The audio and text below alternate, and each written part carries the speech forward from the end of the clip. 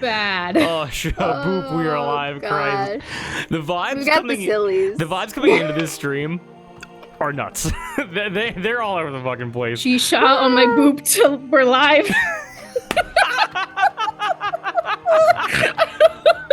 I'm sorry. Oh, welcome to the table, everybody. Oh. We are, we're going a little bit longer tonight than usual. If we start, guys, we gotta save our energy. This has to be a marathon, not a sprint. Oh, yeah. Holy crap, also, this is loud as hell. That's why I ate a billion Skittles. A billion Skittles. A billion Skittles? Billion Skittles. Oh my lord. Oh, it's been, when's the last time we played Allatour? Gosh, I'll tell you right I think now. it's been a month. November 5th. It's been a month. It's only been a month and a half. Christ. I really put a plot hook in there and then left this story high and dry for a little bit. We had a lot to do in Pub in the Fist, though. Yes. And also I had 2 other series to start, so. Yeah, You're a busy boy. It's been super cool. Oh, but yes. Misadventures plug, Golden Steam plug, when those are out. They're not out now, but I'm future-proofing the video. Oh, sweet. It'll be out by the time this video gets on YouTube. Most likely, yes. Moss and I have been working on thumbnail redesigns, which you guys will see soon. We're also gonna overhaul not the frames, but the pre-stream, post-stream, and break slides. We're gonna figure something out for that. But that's for down the line. But for now, we just gotta worry about playing the game. Thank you. Excellent burp, by the way. Thank you. All right. Is there anything that anyone wants to say to date the video before we hop right into it? Good golly. The Gavlabakken is being eaten by birds. Excuse the what? me? The Gavlabakken, the goat. The straw Gesundheit. goat. Okay, well, I'm So sorry. they try and, it's in Sweden, and it's a tradition that they try and burn it. But they have all this security now so that people don't burn it. But because of something with the hay and like how the water was, there's like more seeds on it than usual. And so instead of being burned, it's being eaten by birds. God damn. Hell yeah. Wait, is the tradition to try to burn it? No, to burn it on a specific day, I think. And so, but they don't want it to be burnt ahead of time. Oh, okay, got it. More so, well, not so much a tradition. So, no, just because I pulled up the Wikipedia. They don't, it's not supposed to be burnt. It is the subject of repeated arson attacks that have become a tradition. I see. You ever just do a crime so frequently it just becomes a part of your culture? Well, yes. 38 out of 57 goats have been destroyed or damaged in some way. How many? 38 out of 57. Homie, that's a failing grade. That's more than half. Yep. Oh, geez, that's half of them. That's actually kind of crazy. Well, I guess, and because I was like, oh, like a crime that just becomes like tradition. That's kind of weird. Until like maybe 3 years ago, riots were okay on Black Friday. Like again, you got like just thinking about that, where you were hearing about motherfuckers getting trampled to death with there being no justice whatsoever. Well, now everything's online, so why would they go early? Exactly. The good old days. I want to go back to the good old days when people were getting shanked for wheeze. We fit, so help me God. Oh yeah. Oh God, crazy. Oh man. Oh. But that's not very polite, not very French of us. I got a new tattoo, everybody. Yeah. Completely. And actually, because like you got a super cool tattoo, and I guess like I don't know who I've told this to so far, but I've taken inspiration from tarot and tarot cards for certain aspects of the story going forward. And it's so funny that Moss completely coincidentally has just decided to tattoo their body with different tarot cards. I did it first. I know exactly. Yes. They look so good. Some unconscious part of me probably stole the idea from you. And then Well, Stole I gave you fizzy your lifting first tarot drink. card set. you did. I gifted it to I still you. have them. I still have them right behind this green As screen. per tradition. But without further ado, is there anything else we want to get into before we hop right into it? Nar. I don't think so. No. I can't no. show my bracelet because we'll get banned. I mean, we've said the word before. It's cunt, Have by the we? way. Don't get any ideas. Well, Drew just said it, so Yeah, exactly. so now you can show it. We can. Yeah, that's not a banned word. Yeah. Little See lower. you next little Tuesday. late. See you next Tuesday. See you next Tuesday. Exactly. It's non-binary, like me. Also, don't worry. I think our quality is. I think the quality of the camera, like just from the 1080p, is so low that YouTube's sensors won't pick up on the word. Plausible deniability. Exactly. Yeah. It's like, did you? No, no, we didn't.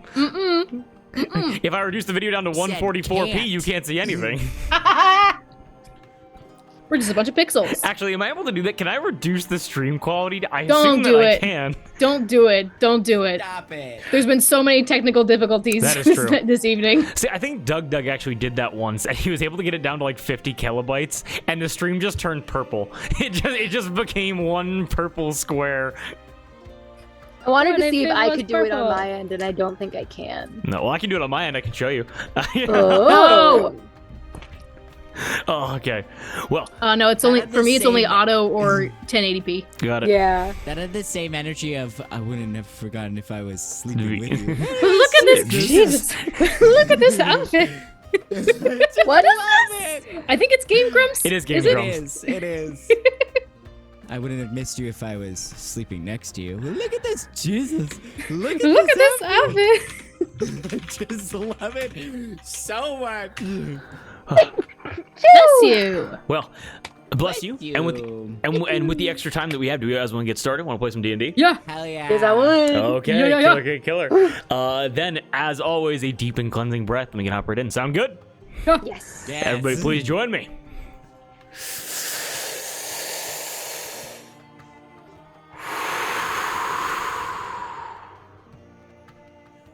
And everything after the breath is canon. Well, as Kate said, it's been almost a month and a half since we last played this game, and that's too damn long. So how about a quick little summary just to get us back into it? Yeah. Les Jolie have successfully solved several issues at the Fertile Coast Resort. They managed to solve the crisis of the baby abundance. They successfully cleared the queue of babies within Reginald Spoon's stork operation. They reignited the passion within the marriage between two noble sky giants, and were able to take a bit of time to themselves at the Fertile Coast Resort with booze and beach time and manufactured drama. But they were interrupted by a messenger from the House Pavels, the family of the Honorable Viscount Cassiano. He, the main rider, gave a note over to Cass before riding back to Herbe Courte, the eastern castle of the Pavels, with Cass expressing his concern regarding the situation at hand. So, with you guys having washed off, rearmored, rested, and ready to rock, the floor is yours. Is there anything that you would like to do at the Fertile Coast Resort before, I believe, with consensus, using Reginald Spoons' relocation ability to send you right to Herbe Courte to get right into the action? Yeah. Anything else you guys want to do? May I try something? Yes, you may. Cherie puts her fingers in her mouth and whistles for as long as her lungs will let her. Cherie, Black Beauty, you came. whistling as loud as you possibly can. Animal handling check. No matter how you roll, it's an ear-piercing whistle. I will let you decide what check you use to try to summon your animal. Roll a 40. Come on. 40? Do it. Can it be athletics? I would say yes for just Okay. raw rippling strength Yeah. of your fingers. Yeah, and my lungs. It was almost a nat 20! You said we're implementing coins into the system, Drew. I did, yes. we are. Well, you re-roll that, Drew. Will you explain the coin system to anybody? who might not know? Well, okay. The coin system that we have in buddy. in Palm of the Fist, I don't think we've ever properly explained. Each player has a coin in front of them. It starts head up for each session, and they can, whenever they want, choose to flip their coin and get advantage on a roll. They then flip the coin over to the tails side, at which point the coins has been spent and can no longer be used for advantage. However, the coin can then be flipped back over to the head side up for them to be able to use the ability again, if they roll a nat 1, or if I feel really bad for them. And that is the coin system.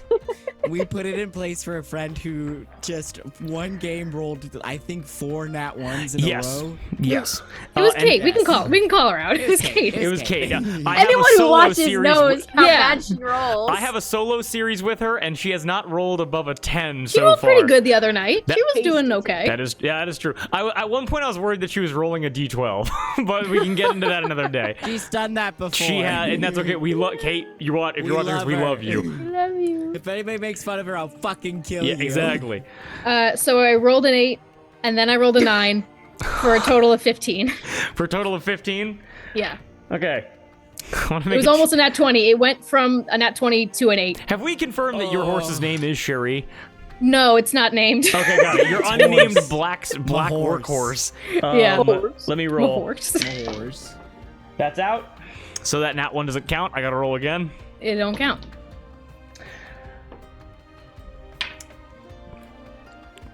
You realize that even if it did work, there wouldn't be any immediate Yeah. immediate results. Uh-huh. So Sherry, you whistle super loud, and you don't have any results. What were you What was that? Nothing. What was Let's go. Nothing. Who was the guy who was helping us out at the coast? I think you have the strongest lungs I've ever seen on a person before. Thank you. Garçon. Just looking for Gregory. Yes. Gregory Trottier. The waiter comes over, and now instead of having like a proper suit on, is now topless from the waist up, but has suit pants on from the waist down. And goes, oh yes. Is one of you in need of something? Yes. Thank you for your service. If a large black mare comes by, please send it to the LaCroix Manor. The LaCroix Manor. He looks at you and just kind of thinks for a bit and goes, the LaCroix Manor back in the western section of Allatour. Yes. All right. Yes, ma'am. Not a problem. Thank you, Sir Gregory. Enjoy your day. And you as well, milady. She, as Gregory turns back and then begins comforting guests, letting them know there was no cause for alarm, given Cherie sounds like a fire alarm system going off in the middle of the beach. Question. Yes, what's up? If I casted locate object. It's not an object. It's a horse. It's an animal. Well, no, it's 1,000 feet, so probably not. You guys are hundreds of miles away from its last known location. Okay. I just wanted to see how loud how loud and long I could whistle. Let's go. All right. Okay. Well, It was very impressive. Thank you. anything else from Cass or Hathor? No. Nothing from Hathor. I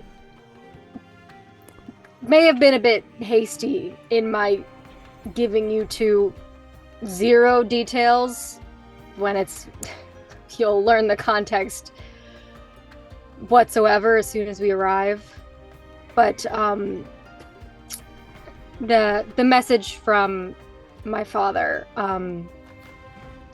my brother has been taken by the endless laughter. And that is Okay. what we have been requested to help with, to retrieve him. And I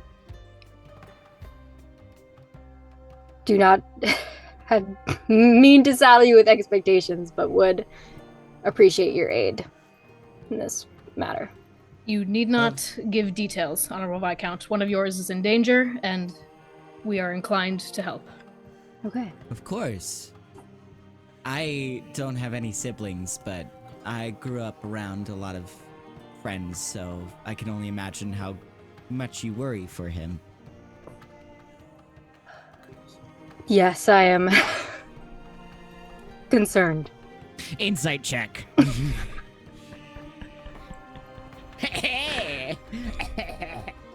Sorry. Skills. 21. 21. You give as much or as little as you want. It's totally up to you. Okay.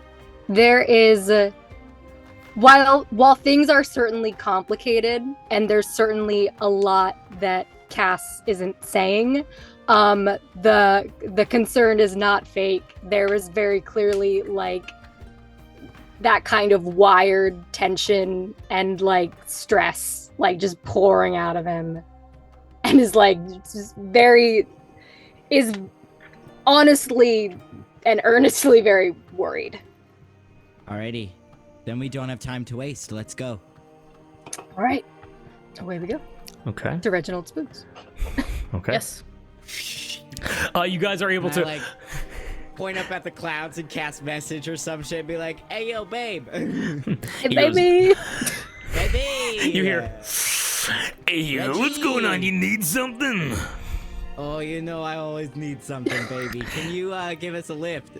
Oh, you know my people certainly can. A low cloud begins to form over the resort, and immediately all the staff and all of the couples go, "Oh God, not again!" As storks begin descending down. Easily enough for each of you. I'll say like 4 or 5 for each of you. As storks fly down and very gently like attach themselves to your armors and your leathers and your straps, and then begin to and carry you guys up into the low-hanging cloud. As you guys disappear, the cloud disappears, and you're back in Reginald Spoon's operation. Hey. I'm trying to remember what the thing was. The portal? There's a portal? What? We need We need rapid transportation, Sir Spoons. Yeah, just let me know where you need to go. To Herbe Courte. Herbe Courte? Not a problem at all. That is certainly within our jurisdiction. I And give you- him a little smooch on the cheek. as a thank you. He nuzzles you back. Definitely, just being very happy to see you again. He goes, and anytime, hey, you look up to the clouds and you just want to send a message out, I'll be happy to talk to you anytime. Your voice is the break in my day. Hell yeah. I'm getting a text about something. Hold on. That doesn't mean anything to me. All right. All right. Jordan, anything else to do with Reginald Spoons' stuff, or no? Sir Spoons, Yeah. your territory is largely above the Fertile Coast. Well, so technically, our territory stretches across all of Allatour, but at least for relocating beings of your size and your stature, and also given that you aren't exactly magical in nature like I'm magical in nature, going any farther runs the risk of either reverting your age back to babies or just stripping the skin off your body. Understood. If perchance you are watching over the Fertile Coast and you see a large black mare come by, could you please send, in the same way you are sending us, please send her to LaCroix Manor? So you want me to keep a lookout for a saddled black mare walking into the Fertile Coast Resort, no rider, no instruction, grab the horse, and then put it in Herbe Courte? I've also given the message to the workers of the Fertile Coast if this is not within your abilities. You know, Your capabilities. you guys have done so much for me, it'd be no problem at all. And honestly, it'd be a nice little break for some of my people. We can get that done for you. Thank you, Sir Spoons. All right, not a problem. Anything else? Let's go. Riding. We ball. Yes. Okay. The same storks that came and dropped you guys in the middle of the cumulo nimbus cloud. They are able to reattach to you, and they begin to fly up and off away into a different section of the cloud. And as you guys pop out of the cumulonimbus cloud, you see a vast plain of clouds underneath you. You all fly for maybe 15-20 minutes, just the unobstructed rays of sun hitting you, warming your face and warming your bodies, as you see the most just peaceful landscape you've ever seen, with these clouds shifting, these hills of these rain clouds moving up and down, until these storks, seemingly off of instinct, begin to and they penetrate through the cloud plane beneath you. Maybe 15-20 seconds of completely obscured vision, and then as you pop out once again, you are able to see a completely different landscape from what you saw on the Fertile Coast. And I can describe to you what you guys see as you begin flying down towards the castle of Herbe Courte. We all go with that? Anything you guys want to talk about beforehand? Honorable Viscount, we will follow your lead, of course. Thank you, I appreciate that. Things will likely be tense, but what else is new? You've all met my father, you know what he's like. Anything you Kind of a need? dick. Pretty much. Anything you need not hesitate. You'll be met Thank with you. no questions. Thank you. That's Is this a thing where you're gonna need to like talk charmingly, or I suspect we will get the details from my father of what exactly has happened to my brother. Maybe he'd have some sort of reinforcements for us if we're lucky. Maybe it's meant to be covert and he won't. And I suspect once we have the information we need, we will make haste to rescue him from whatever he's embroiled in. is your brother? Is this like a thing that he would have like stumbled into, or is it like he got nabbed in the night, or? I imagine he was probably taken. He is not the most careful of people. He was likely wouldn't have been in the castle. He had been away being educated in the ways of our family, the ways of being in a noble court, speaking well, being smart about those kinds of things.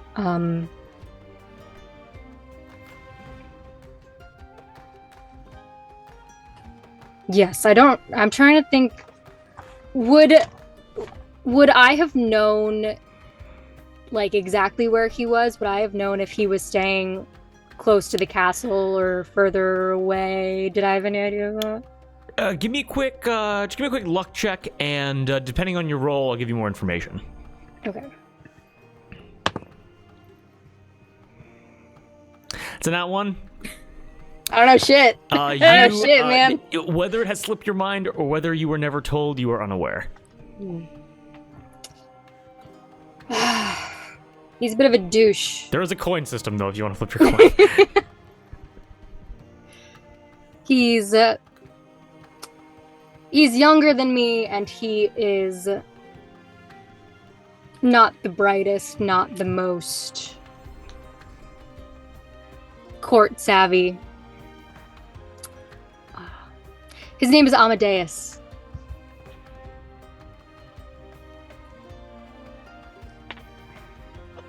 How would you spell that?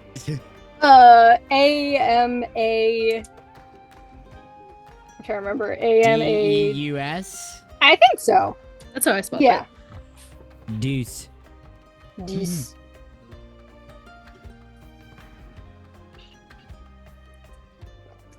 And that's pretty much... I wish I had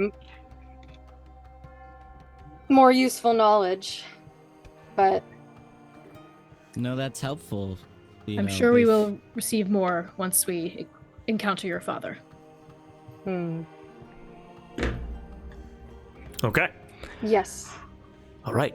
Excellent. And should you wish it, I could help you a little bit. If How so? facing your father is, you know, we all have those people we get a little bit tongue-tied around, no matter how hard we try. You know, those people who just, for whatever reason, we can't say the right things to in the right time. And if you'd like a little help with that, I can help you. Thank you. That would be useful. Thank you. Very well. Okay. Having this conversation as you guys are essentially skydiving, assisted by storks with wind whipping in your ears and your hair going all over the place. Would you like to hear about Herbe Courte and the land of the Pavels? Yeah. Yes. Okay, so just in case anyone wants to look at the wants to Google at home or whatever, the reference image that I used to design this castle was Mont Saint Michel in France. Also, I'm pretty sure it's said in the French tongue would be Mont Saint Michel, but I'm probably butchering the pronunciation. So just look up Mont Saint Michel, and you will see the castle with some minor modifications. So. We're gonna go from the outside in, like we're like going from the outer radius of a circle towards the center. Make sense? Mm-hmm. So the first thing you're able to see is 4 main roads, and they're wide and they're barren, and they have no kinds of grass or vegetation whatsoever. You're able to see that the walls surrounding Herbe Courte are circular, and these roads connect at the exact north, south, east, and west of the castle, connecting this like central hub to the path of the sheep, cow, chicken, and pig, respectively.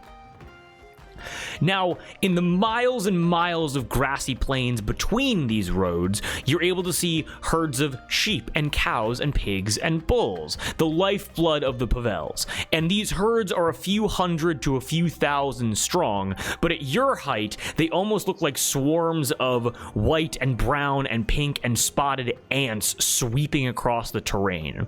And can I get a quick perception check from everybody here real quick? Yeah. Fucking beautiful. Tasty 10. 10? You're just saving it. You're saving up. I'm saving it. 11. 11? That's a 1.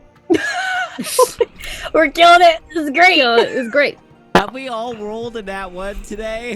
Not yet. I think it's possible. And actually, Cass, give me a quick luck check and beat an 11. God damn it. I just rolled my other dice just for fun, and I rolled a nat 20. I got a 9. Okay, no problem. So you're able to see, like, in between these herds of several hundred to several thousand heads of livestock, you're able to see, like, these have a ton of security surrounding them, and there are also smaller herds of only maybe a few dozen, like easily less than 100 heads of, cattle and sheep and pigs that have an equal amount of security, but you're not exactly sure what those are for. Sherry not having protected this family, the Cass being Cass, and Hathor having just arrived here, you guys don't really know what these smaller herds signify, okay? If you want to learn more, you can just ask somebody, but you can't just put it together right now. Make sense? Yeah. Yes. Okay.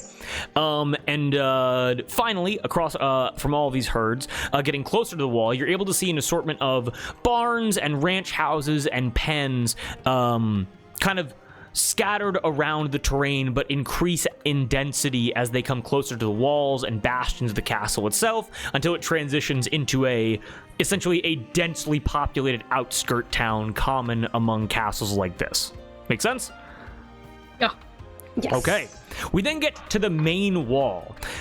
Thick battlements, the gates leading from the main roads into the castle being ones of thick oak and cold rolled steel. The walls are wide enough for 5 men to stand shoulder to shoulder on the walkways on the top of them.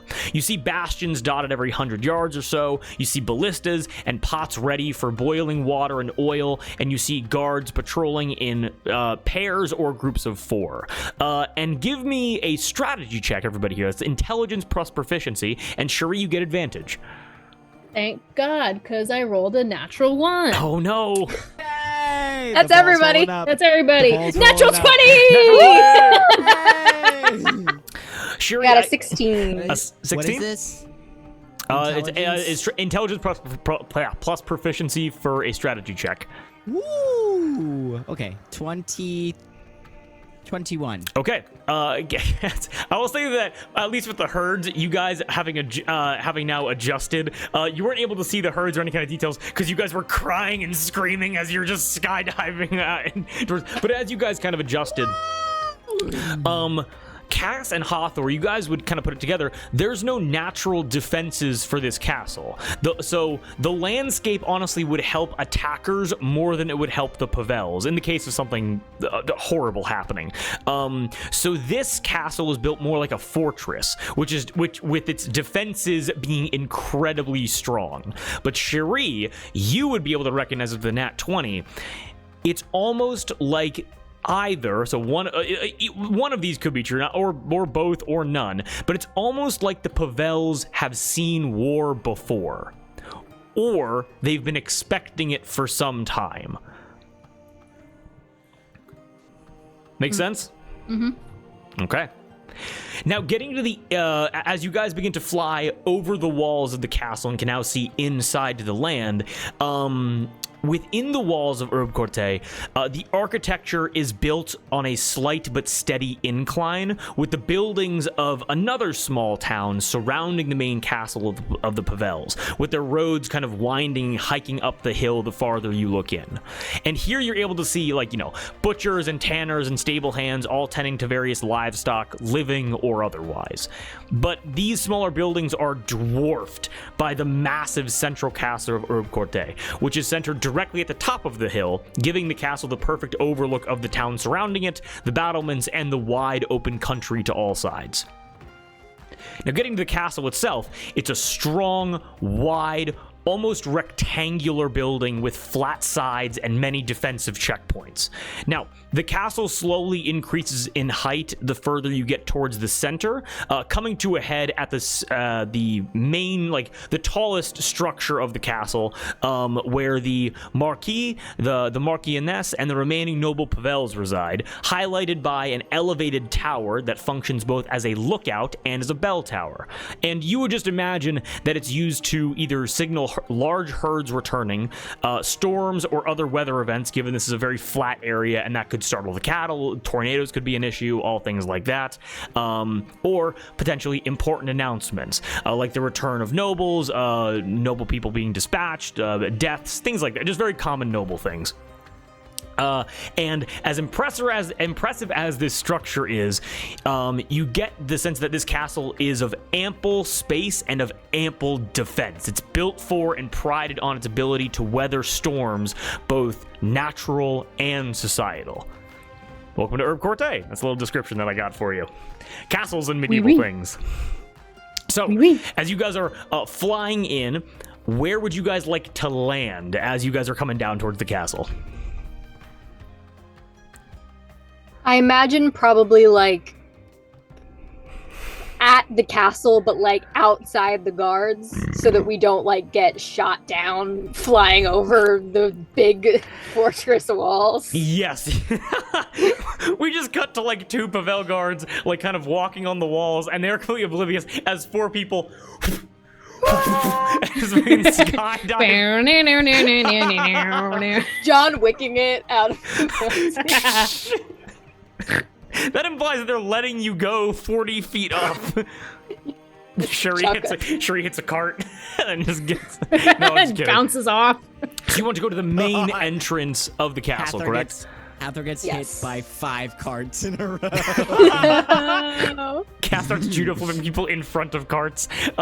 So we get to... Okay, so we'll say that you want to go to the main entrance of the castle. So you'll land at the main gates to the central castle itself, essentially skipping a hilled climb up to the main gates. Make sense?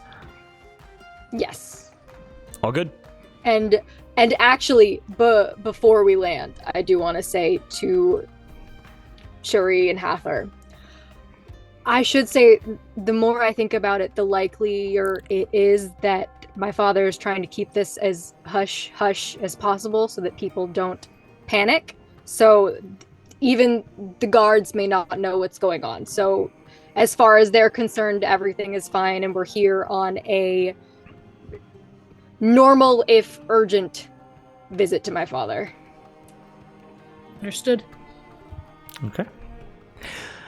As you guys are able to fly and touch down next to the main entrance, immediately the guards see 4 unidentified people coming in, and they go, and they hold up their glaives and their swords in a defensive way. Just the 2 main dudes holding the doors. Yeah, what's up? can I pull out my broom and grab Cass and put him on it with me and fly us towards the guards? Oh, absolutely, yeah. I hate this thing. I hate it. Hold on tight. Hold on tight, spider Hold on, monkey. hold on. Fuck you, man.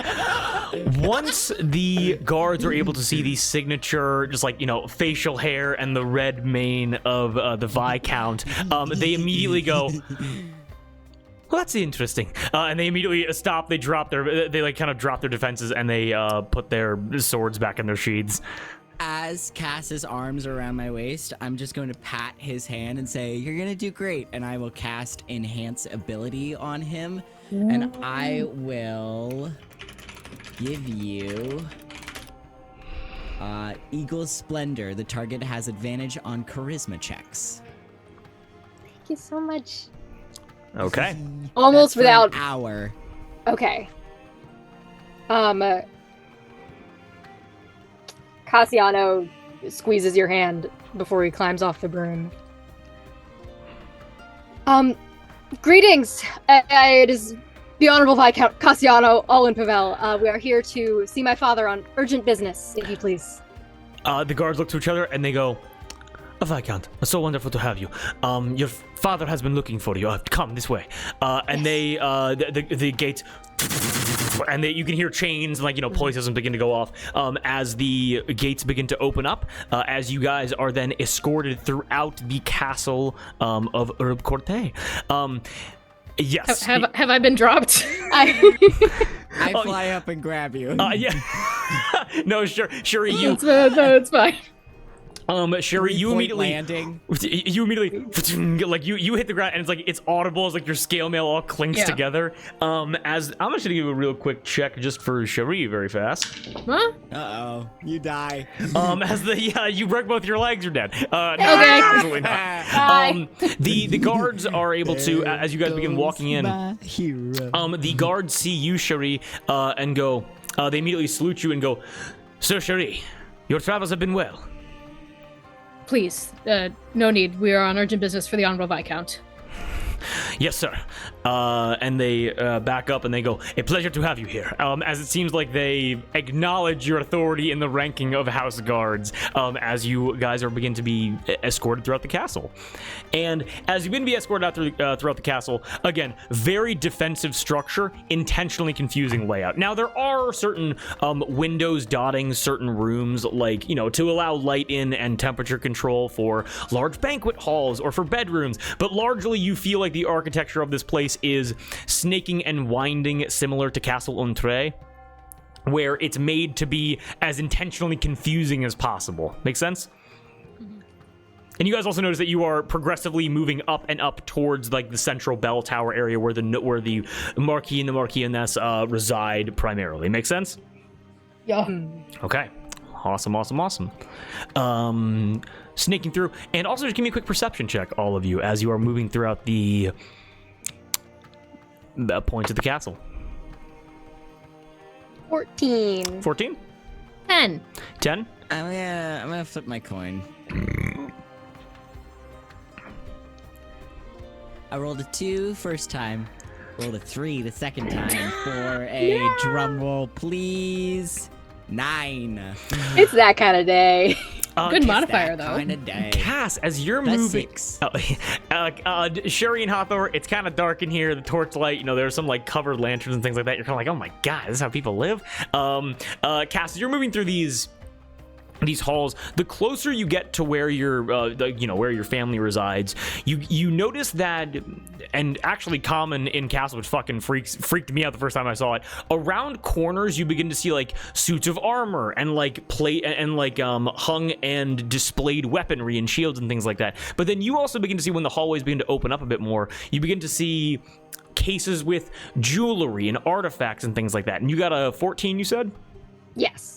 And without further investigation, you don't really notice that much, but you're able to notice that some of the things that are presented get a lot more fine, they were a lot more intricate than the grander displays of power and of wealth that are decorated around. Make sense? Yes. Okay, got it. And you guys are able to wander throughout the castle. just huffing and puffing from all the stairs that you have to go up until you reach what you guys will be able to identify as a main, main larger lounge or study. It could be considered a smoking room to some, but Cass, you would know this has just been retrofitted into being an area, almost like a mini library. Okay. And you guys arrive there, doors closed, but you're able to see the flicker of torchlight from under the door, letting you know that there are people inside. We're outside the door? Yes, you are. I knock on the door. As you knock, I'm just going to change the music real quick. Really happy music, I'm sure. Tavern dance music. Holly jolly. Just a complete rave. Sure, he starts judo flipping people. Let's get loud. You're able to hear. It sounds like almost like elevated heels clacking over to you, and as the door opens up, and you're able to smell the smoke of cigars and of a fire in the hearth and the smell of torches and old paper. You do not see your father standing before you, and you are able to hear a feminine voice say, "Oh, it's you," and you're able to see Adelia Margaret Pavel. I said that correct. I think Adelia? Adelia? Adelia. That was what I thought, but that might not be like the French. No, Adelia then. Adelia Pavel. Everybody, Cass, you immediately know who this is. Shireen Hawthorne, give me a quick history check. 13.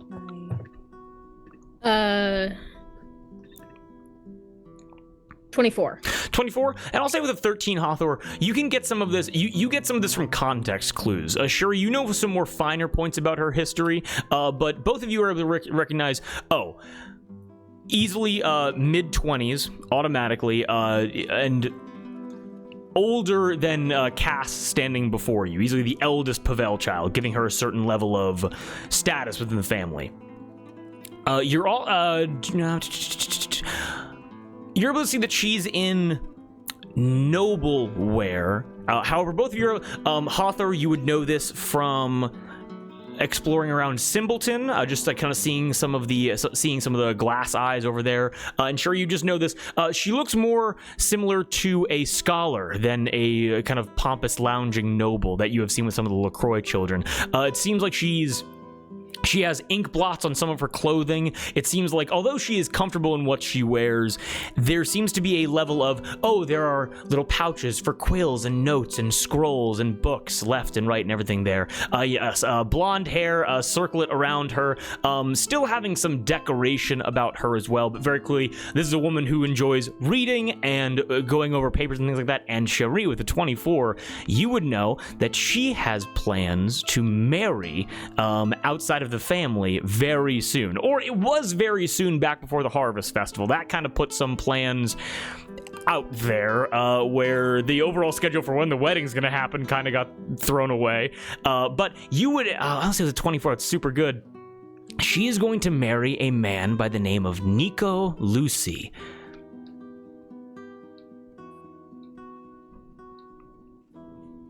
An unrecognized family that resides within Point de Pilar, the southeastern point of Allatour.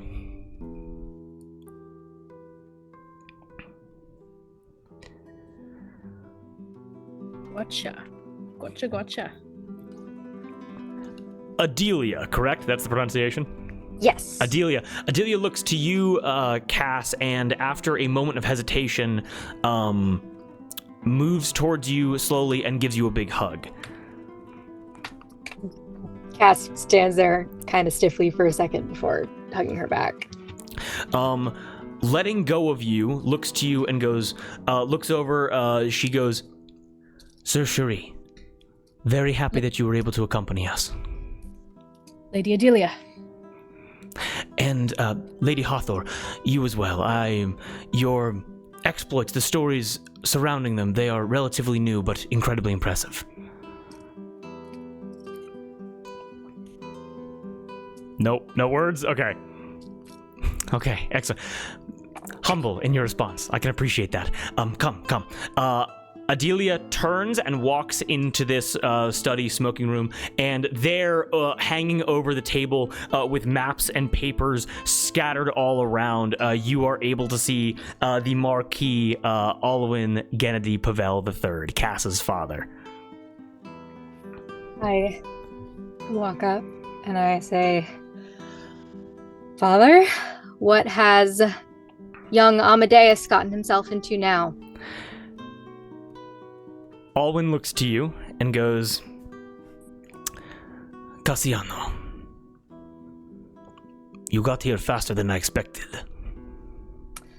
We've made some friends in high places. Can get us transported quickly. Give me a persuasion check real quick as you say that. With advantage! With advantage, yes. advantage. Advantage! No, this is fine. 16. I give you guidance. Add a d4. I love how Palm of the Fist has skewed your guys' understanding of what good rolls are. Where it's like, you're like, if it's under 5 and a 20, 9! Dirty 20. Dirty 20? Yeah. Alwyn looks to you and goes, that is exactly what I wanted to hear from you. Perfect. Looks over to Cherie and Hathor. To you, Cherie, Alwyn holds out his hand. Again, older man, withered, very clearly a man of few words, very primed, very proper, very noble. In a room surrounded by, like, brands and fire pokers. It's a dark room. It's very smoky, very indicative of a varied history of strength. Make sense? Mm-hmm. He extends his hand. Extends his hand to embrace you, like in a formal embrace. I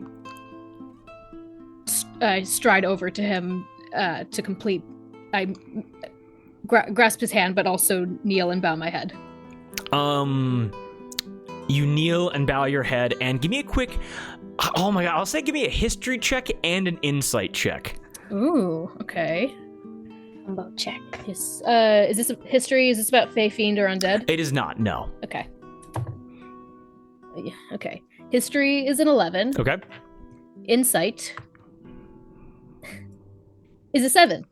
Is a 7. I'll say with that, the insight not being large enough to kind of gain anything about his mentality, but the history, you'd be able to recognize that the way that he just kind of embraced you, not being able to back at the Harvest Day Festival, the way that he just embraced you, it seems like he's more comfortable with you because you are a quote-unquote soldier. Make sense? Yeah. Can I do an insight check? Yes, you can. Absolutely. Yeah, nat 20? It's a natural 20 for Okay. 26. A 26. With a nat 20, Alwyn, looking over to you, Hathor, walking away from Cherie's embrace. Cherie, you see a very slight hand signal that you may rise as he kind of flicks his fingers upward and comes over and extends his hand out to you with his knuckles facing the floor not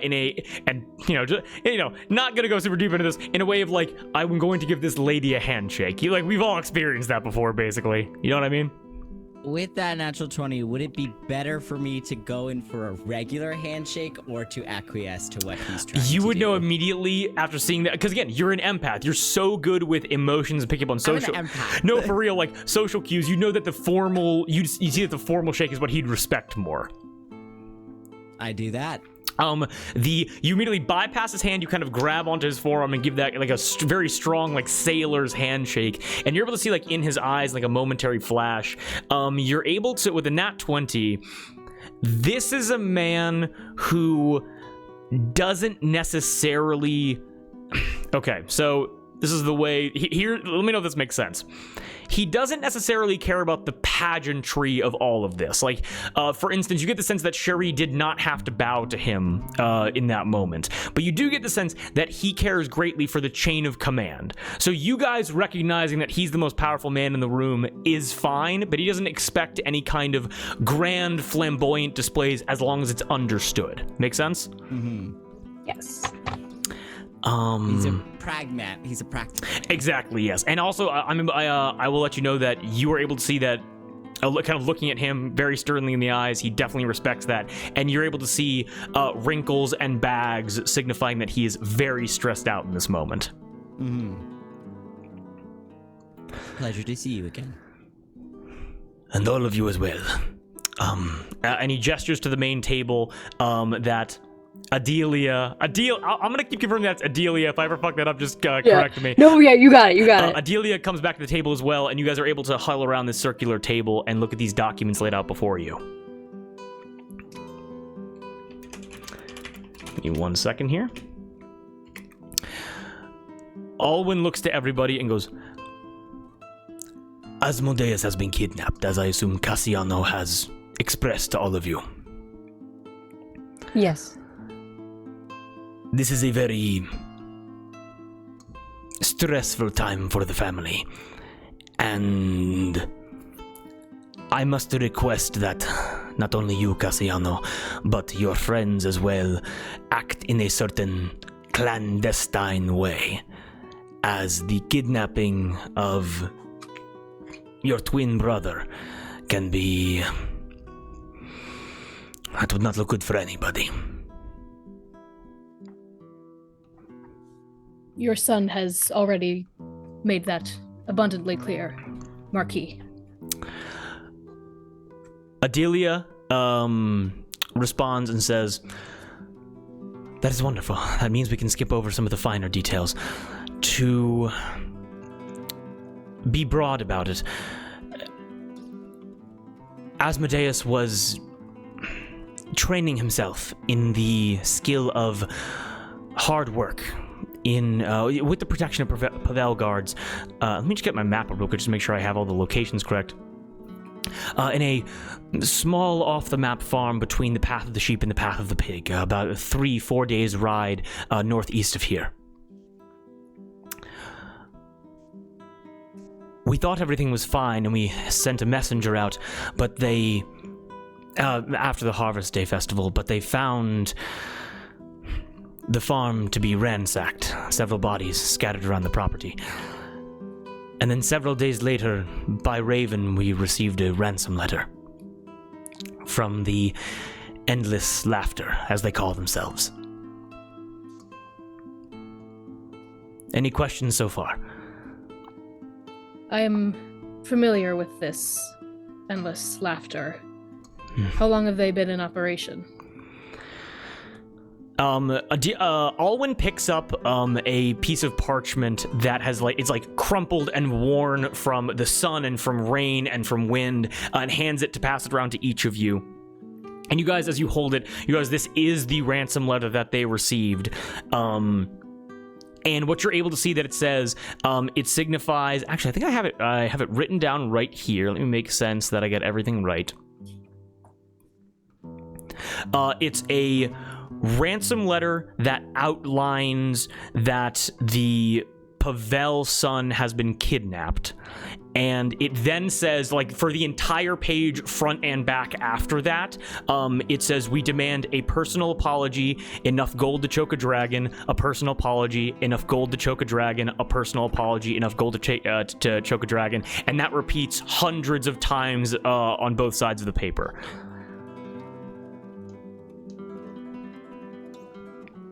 Cherie, to that question, they respond with, Adelia responds with, they've been in operation for, I believe, the better part of a year.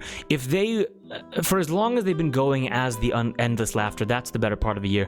But we believe the group may have been in operation before they were branded as such, just as a small collection of raiders and bandits, but we never thought they would be organized to take down trained soldiers, as we have trained soldiers with our herds every day to dissuade rustlers and bandits and the such, to avoid situations like this. So we're not sure how they were able to overcome a personal guard.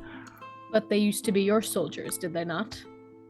Oh, it just twists the knife right into Alwyn as he kind of hangs his head low. As he looks to you, Cherie, and says, if you would like me to explain the history, you can simply ask, sir. I just wish to have the information that is necessary so that we are prepared to rescue your son.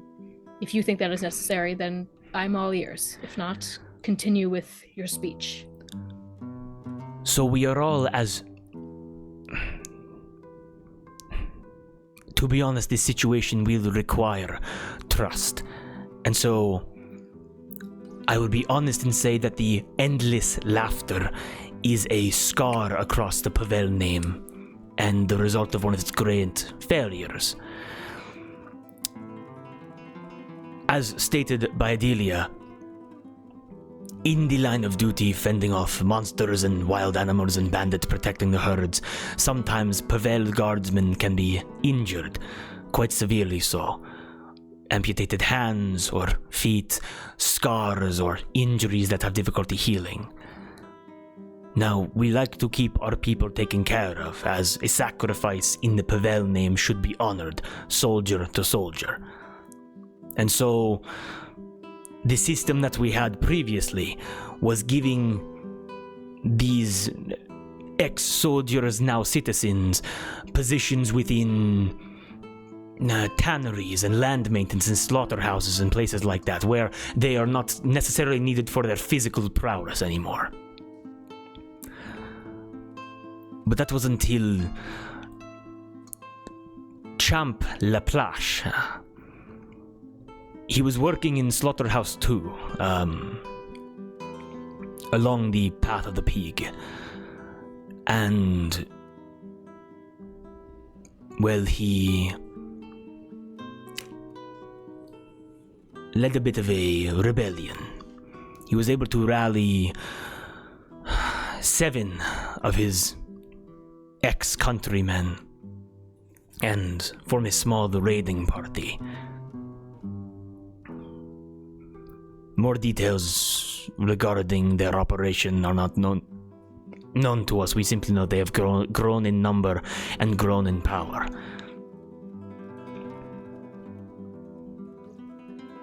I must wonder sometimes if we could have seen it coming.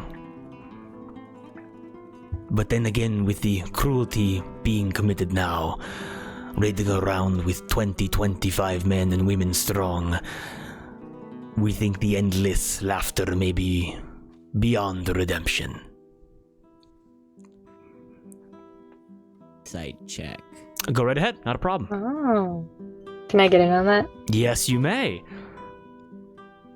19. 19. 9. 19 and 9. Can I get in on that? Yes, you Let me in on can. Let me in on that. Yes. 11. 11, okay. Hawthorne specifically, what are you looking for?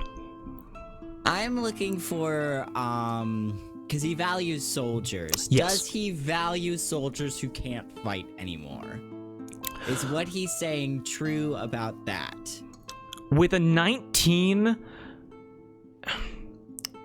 Because a personal apology sticks out to Hathor. Okay. Doing an insight, because that's a very nuanced question, so we're going to give it from what you can garner from what he is saying, okay? Because I'm not going to lie, there's a lot more layers to this that you guys aren't going to get from one side of the story. But from him, you get the sense that being injured in the line of duty, at least from the way that he's telling the story, is something not that he values. It's not like you with a 19, you can kind of get the sense he doesn't want soldiers he doesn't just throw people into the meat grinder for no reason. It seems like this guy has an understanding of like battle tactics and of formations where he would do things in the most tactical way to minimize casualties, as that's what a commanding officer would do.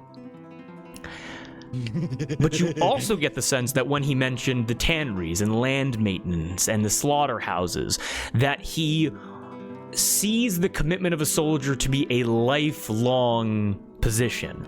And so these people that were grievously wounded, he then immediately put them back to work without giving them any kind of, oh my god, what's it called? Like lifelong pension, essentially. Where he also, he's a pull yourself up by your own bootstraps kind of weirdo. He values soldiers. He does feel guilty about what happened, but he also values usefulness. Make sense?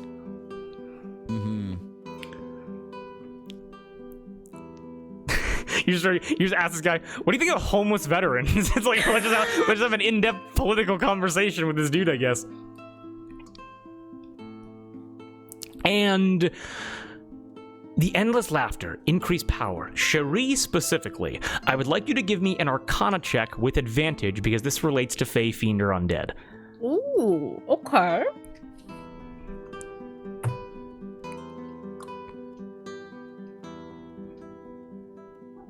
Uh, 21.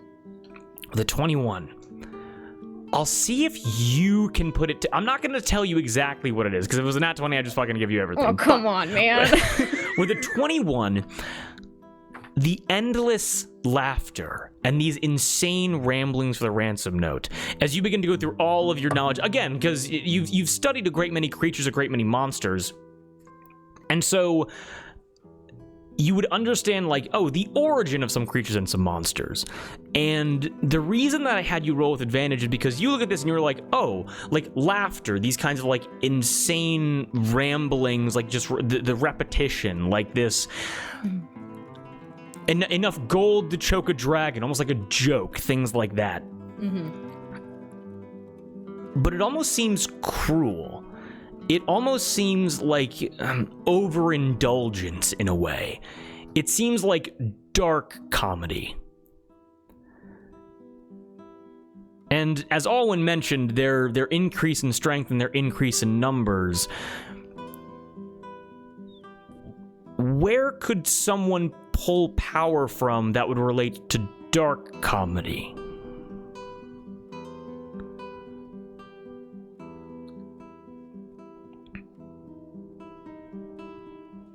Like the lower planes?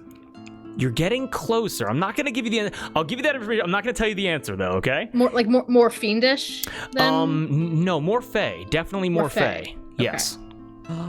But I'll let you guys come to your own conclusions.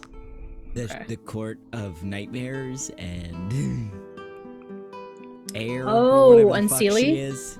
Unseelie?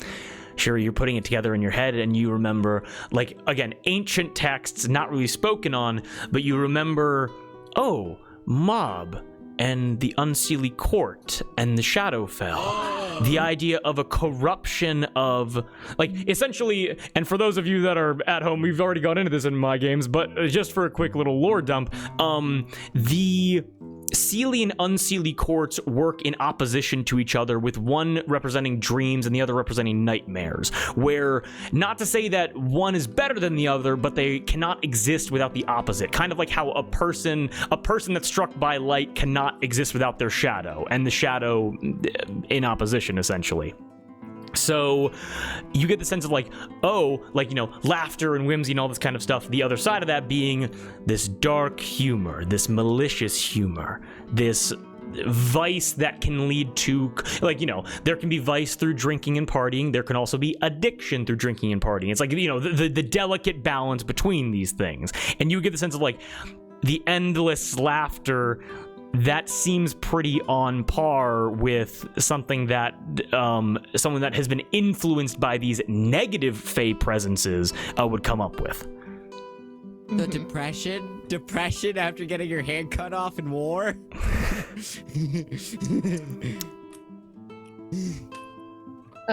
Piecing sorry, that. it's art. It's beautiful. It's beautiful. I'm sorry. It's no, thank you. Hathor, actually, you're a literate pirate. Give me a quick investigation check with advantage.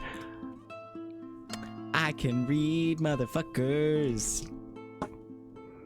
Ooh, what is this? Insight check with advantage. Okay. What'd you get? 25. 25.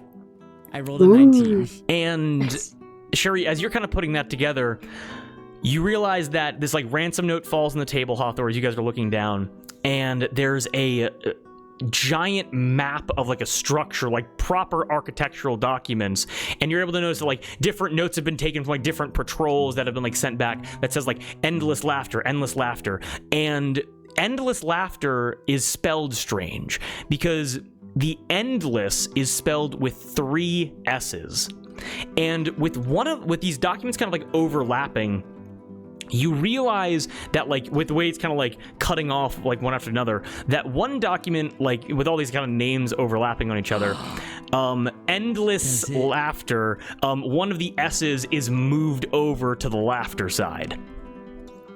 Yes, endless slaughter.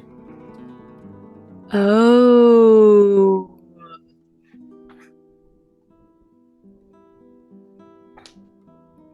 That's your edgelord humor for you.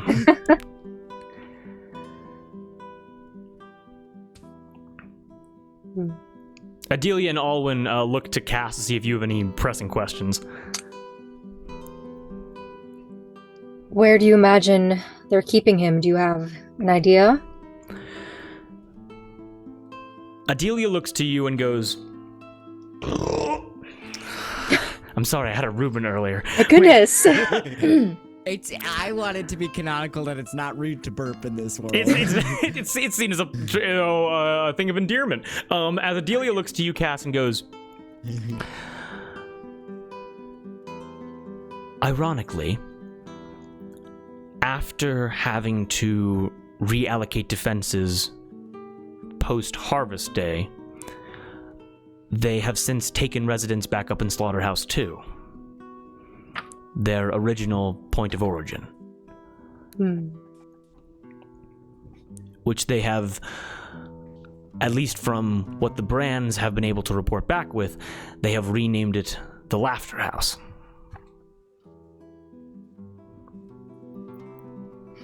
Got some strong branding, if anything. Alwyn looks over and goes, whatever they have committed themselves to,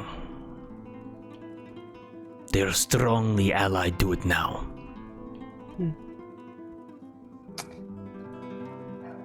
Well, this is meant to be clandestine, obviously.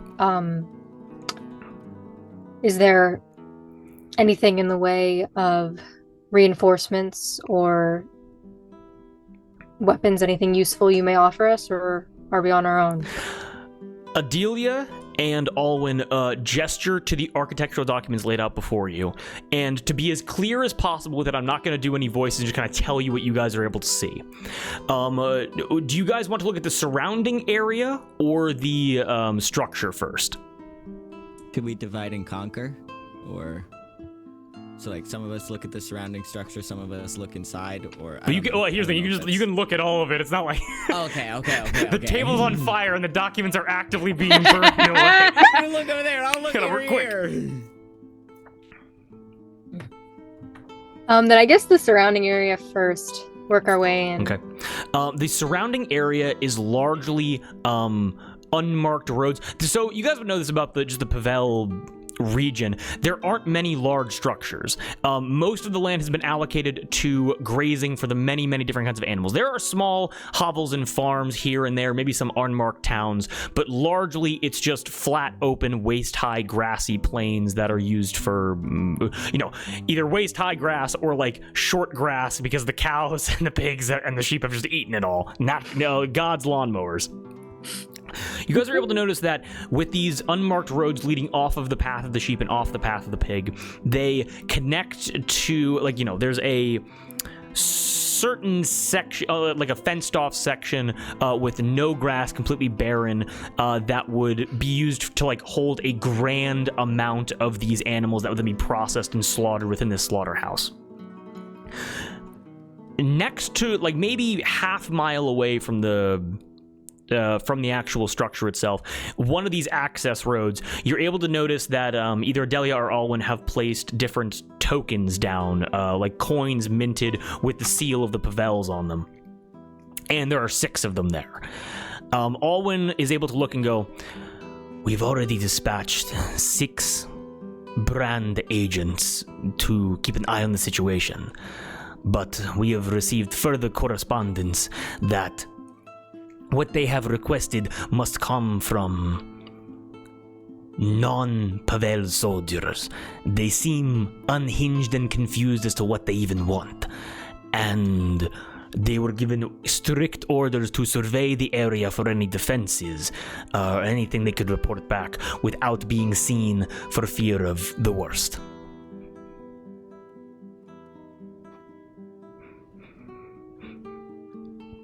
Marquis, may I ask you a question? Yes, sir. And this could be answered by you as well, Lady Pavel. What is your family's history with the workings of the Shadow or Unseelie Court? Because that is what I believe this endless laughter is connected or corrupted by. Ooh. Give me a Shuri, give me a charisma-based check, and I will let you decide which one it is. Guidance. Thank you.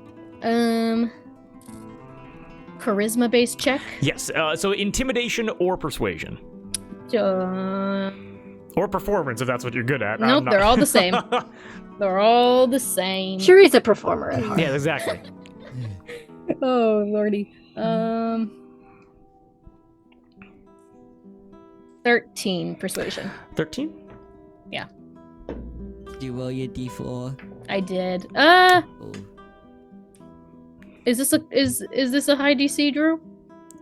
Well, it just depends on how much information he's going to give you. Okay, then I'll flip my coin. There we go. Well, no, I don't know if you can roll the guidance. It's again. okay. It's okay. No, I already rolled it. It's fine. 18 persuasion. 18? Yeah. Alwyn looks to you and says, The ancient history of Allatour is dotted with mentions of Fae and Shadowfell protectors and monsters and creatures who were entangled with the humans that existed here as well, almost as if there was some kind of free association between them. But largely the mentions of the Shadowfell relate to monsters, nightmares of werewolves and vampires, things that are now spoken of or were spoken of as monsters within children's stories that sadly have now become reality. as Adelia looks and says, And in more recent studies, those that can obtain power from these places, they may be rare, especially here. But for so many of them to be gathered together, we think that may be directly related to what happened at the Harvest Day Festival. Does that answer your question? Yes. Thank you. of course.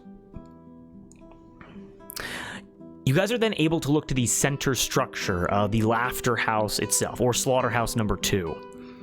And describing it, it's a very standardly constructed rectangular building, no cutoffs, no juts. This is a building where you get in, you do your work, you camp outside, you then return in.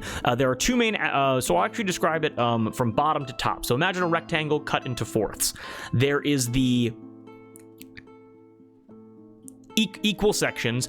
There's the killing floor where the animals are slaughtered. There is then the separation area, the cutting area, where the carcasses are then stripped and cut into their desired strips. There is then the freezing area, where the meats are then cured and stored. And then there is the shipment area, where the meats are then packaged and then sent out. However, these architectural documents have been marked, and they have been updated with what the brand scouts have been able to identify from the outside. The first thing that you guys are able to see is at the entry area, like where the cattle chutes are, where the pigs and the cows are herded in to be slaughtered as quickly and humanely as possible. There are two large circles there, seemingly signifying open entrances. In the loading area and the shipment area at the opposite end of the structure, at the big kind of gateways where carts would be to have their cargo loaded in and then shipped off, you're able to see large red X's across them, with then rectangles with small little like snakes coming out of them with like orange pops around the ends.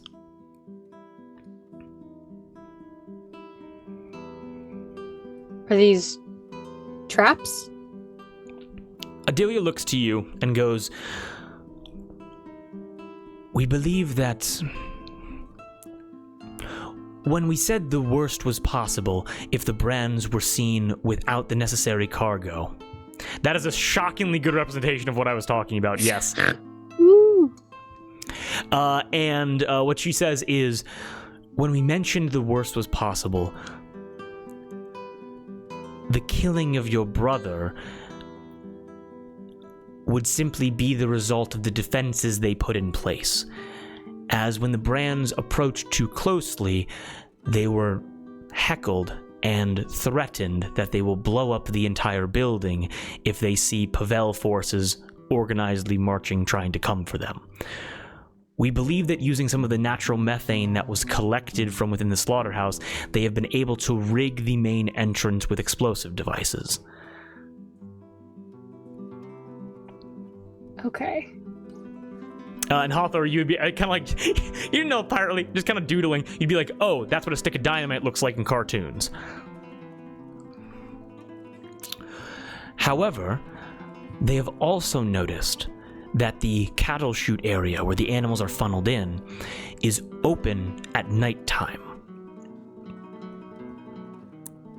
We believe this is because, as the brands have reported, we are able to hear music coming from inside, as if they are using the machinery of the slaughterhouse to create some kind of cursed orchestra, which could be a potential point of access.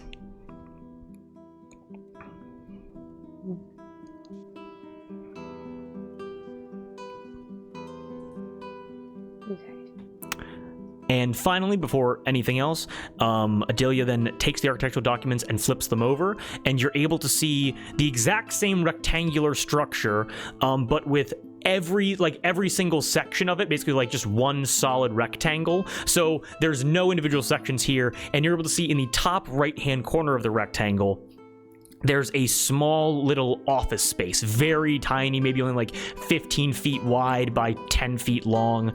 And she says, now this is where we believe he's being kept. It's a 30-foot climb, and the brands have already determined that any kind of use of grappling hooks would be too loud to stealthily infiltrate.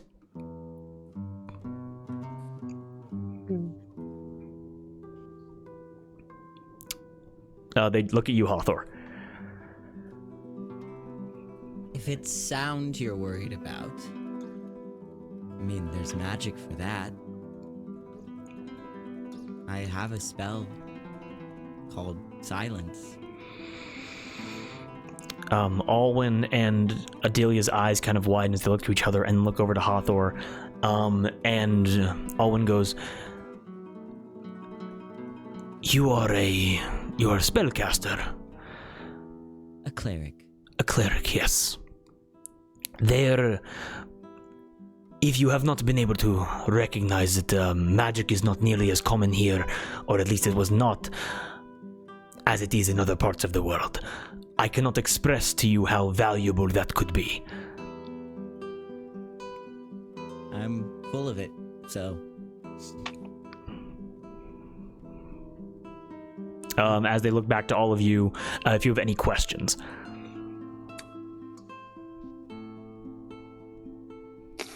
Do you have anything of his? Would he, like a ring he would be wearing right now that you have like a drawing of, or a copy of, something along those lines? Something that I could perhaps track. Adelia and Alwyn kind of share glances between each other, and go, there would have to be a thorough search of his belongings to see what... In all honesty, I'm not entirely sure that the brands conducted a thorough investigation of his possessions when they discovered that he was missing. Does he wear any unique kind of jewelry or something that he would have on him? Cass, I'm gonna special kind of clothes. Darby, I'm gonna toss this back to you. What would Asmodeus be wearing? Like, would there be anything like that? Yeah. I'm gonna leave that up to you.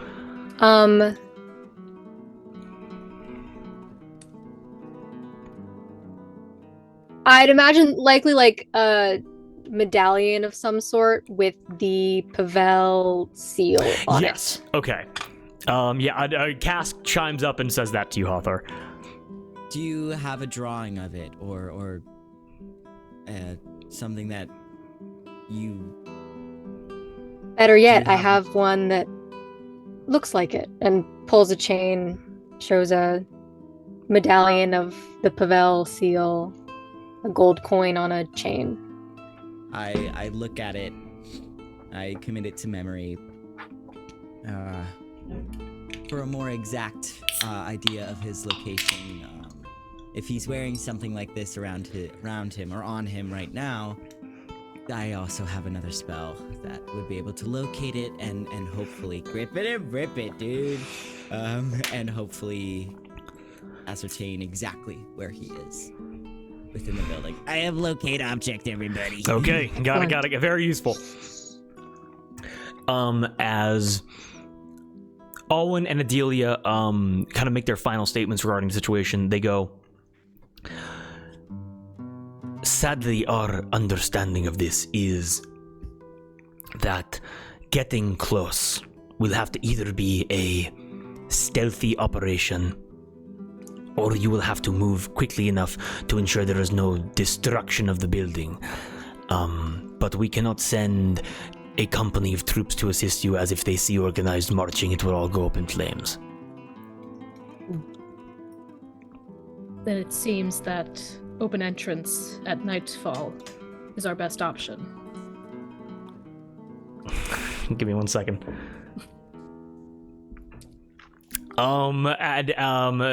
Alwyn looks to you, Sherry, and goes, yes, if you wish to gain access to the main floor of the building, that is a possibility.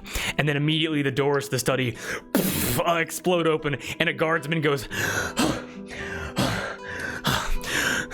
Sir Marquis, 3 flying figures were seen coming in above the battlements, and salutes to you guys.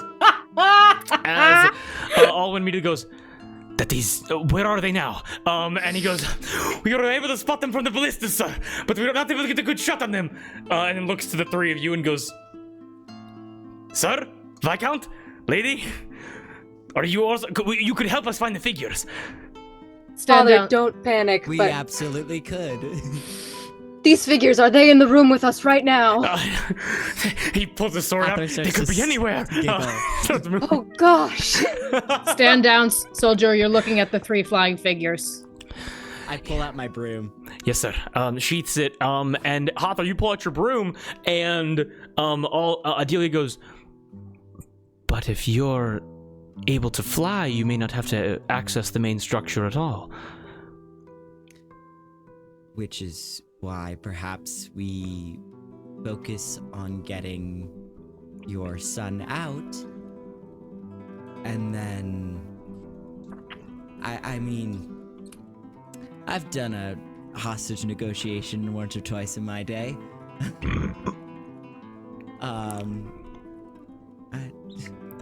My town, it's wild. If you're worried about it blowing up, you can send in a small force to ensure that explosives are dealt with. You know, gunpowder is dampened, wicks are cut.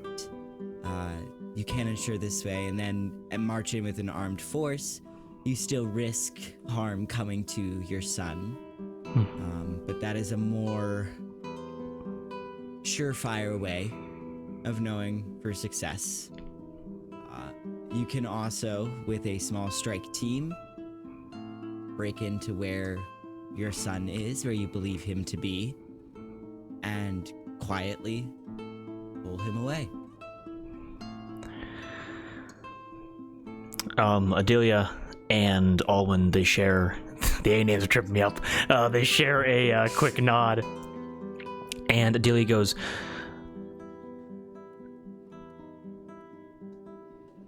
we will give you documentation so that if you wish to command the brand soldiers that are there.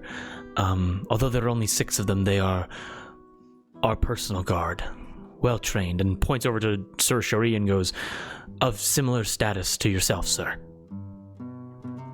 I am familiar with their expertise. If you wish to make any more strategic plans here, you may, and we can answer whatever your questions you may have, but largely, we will... Alwyn and Adelia look back at you for and Alwyn goes, although we may have strategic experience, we will let you all decide what way to use your, and looks at each of you and goes, unique abilities to resolve the situation.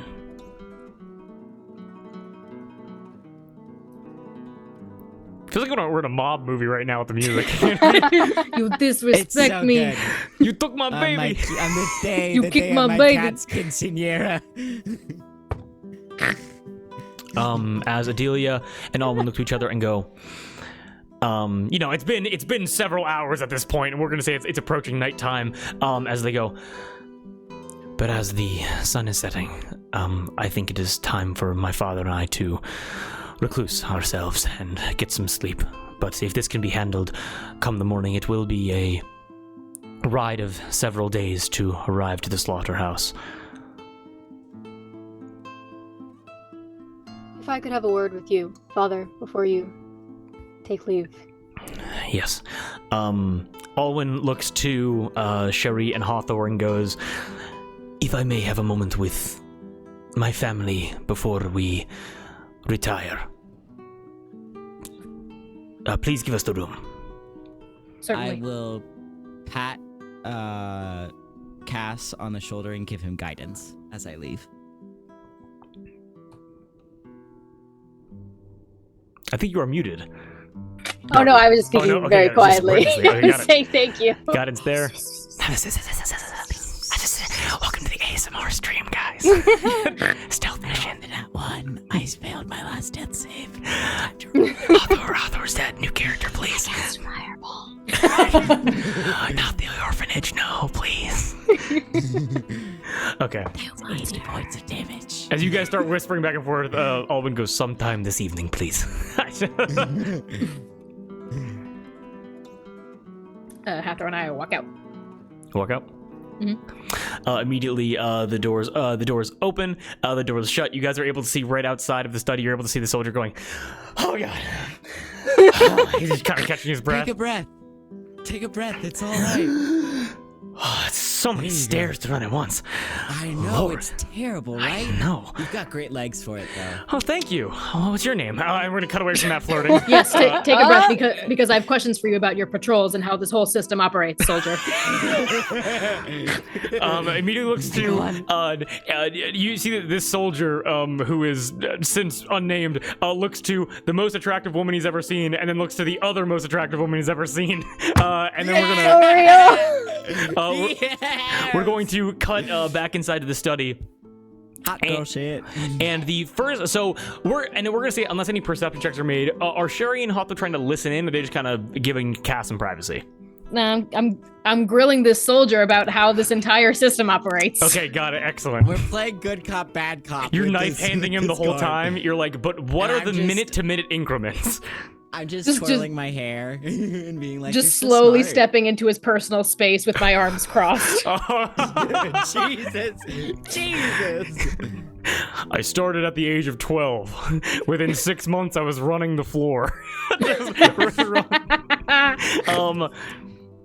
As these doors shut, as privacy is given to Cass, Adelia, and Alwyn, Adelia immediately speaks first and kind of puts her hands on the table, and she like gets down under her forearms and like kind of hangs her head and goes, you're able to see her like noble persona drops a minute, and she goes, "This is really bad. It's terrible. It's really bad. It's quite bad. This is horrible." Awful. Alwyn just gets back away from the table and just crosses his arms and looks at you. Cass also just kind of starts to laugh and is just like, I'm sorry, look. Adelia, this is not true of you. You're a star. Look.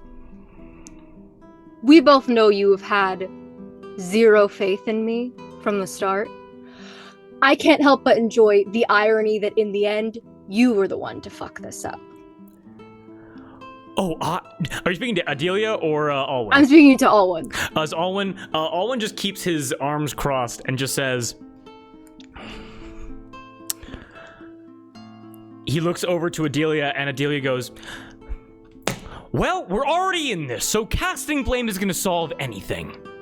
No. But do you understand how cataclysmic this could be if it goes wrong? Of course Even if it goes right, do you know what could go wrong? Yes, I do.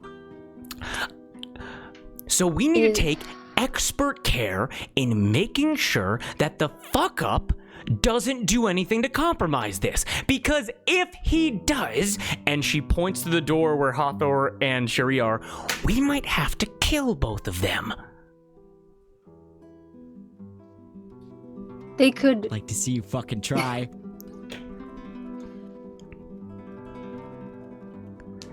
They're a non-issue. I would say that I've charmed them well enough that they would stay mum if we asked them to. Okay. The LaCroix guard, Sir Cherie, I can see that. I can't imagine what she has seen working for the LaCroix. The pirate, that's The up in the air. cleric! Okay. Cleric! Alwyn goes, the cleric, yes, the cleric. That is their primary trait. Being a cleric. Sailing ships as a cleric. Raiding people as a cleric. Haven't raided a single person in the time I've known her. She mentioned... like that, at least. She mentioned hostage negotiations. She failed to mention what side of them she was on. She means well. We have been traveling, doing exactly what you asked me to, making a name for ourselves as protectors, as heroes. She's been making a name for herself as well, as we were just coming from whatever the fuck it's fucking called. The Fertile Coast. The Fertile Coast, but before that. De la Colline. De la Colline. We rescued a... Through the crack in the door. We were the heroes of this. We don't have time to get into it, but her reputation, I think, she is good. She's good. Give me 1 second. Adelia with a nat 20 just goes, she's good, she's pretty, and I need to relax. I'll send a servant to her chambers later, we'll go from there. But... Wait, what does she mean by that? Insight? Yeah, give me an insight check. She's engaged. What do you mean? Her sister is engaged. I'm flipping my coin about it. It's an affair between 13. friends. A 13, you're able to cast... Guidance, by the way. Oh shit! Let's go. 17. Cass, immediately not trying to hide at all. Adelia... You would know this, but I'll just kind of say it because, kind of building as we go. Adelia she prides herself on, her deep knowledge of things. But you see a striking resemblance to Alwyn in the way that she prides herself, at least with her intelligence, being a strategist. And I'll say with a 17, you can even see it more in Adelia. Adelia might be better at playing the pageantry game than Alwyn is, because Adelia knows when to be stern and when to be cordial, where Alwyn seems to lack that tact. And also you're able to see that Adelia's upcoming marriage to Nico means in terms of the political advantages of it, Point de Pilar has an untapped gem resource that, because they're not recognized by the overall allegiance of the noble houses, they haven't been afforded many yada yada yada yada, but we'll get into that later. That's how Cass is remembering it in this moment. Yeah, it's very much so. Yada yada. Skip button, Political skip ahead, bullshit. skip But ahead, Nico skip ahead. right now was whisked back away to Pointe Pilar, hundreds if not thousands of miles between them. Adelia cares about this politically, does not love Nico in the slightest, and finds Hawthor attractive and needs to relax. So, Let it I mean, the reviews have been rave as far as I can tell, so best of luck. thank you for saying that in front of my father. I appreciate that. It's a weird day. Do you imagine going to or from once we've retrieved him that we perhaps would need to hide our faces? What would you recommend? Alwyn looks to you and goes, there is no dense population that you should run into. Simply avoid any smaller farms or hovels along your way. If you need refuge, if you do not want to camp, you can... you are with the Shadow of the LaCroix, and you are a Viscount. Anyone will give you shelter within these lands. Okay. Anything else glaring that you didn't see fit to mention in front of my companions? Well, obviously, everything that is said does not leave this room. Of course. And Adelia kind of chimes in and goes, besides that, we're going to keep burning these bridges as we come to them. So there's nothing that we're leaving out, because if you fail, we're fucked. Even if you succeed, we're probably fucked anyway. Things are going to have to go perfectly for this not to be the largest scandal in Pavel history. Mm-hmm.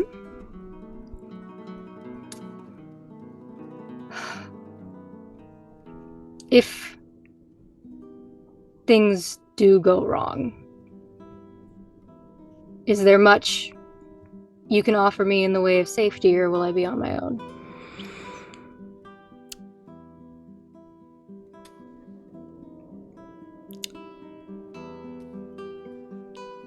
If he dies, that will be a conversation we will have in private. If he is retrieved and the situation remains intact and malleable, rewards are in order.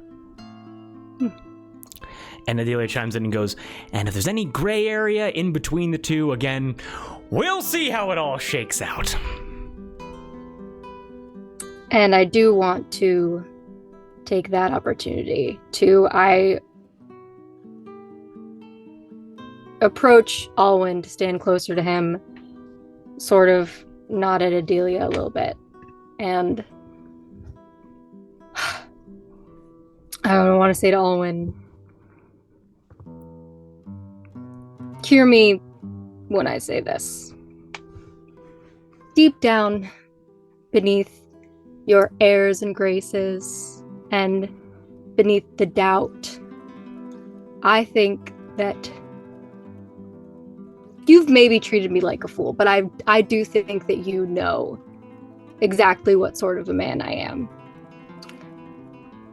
And I'm sure that you understand the potential consequences of going back on a bargain with someone like me.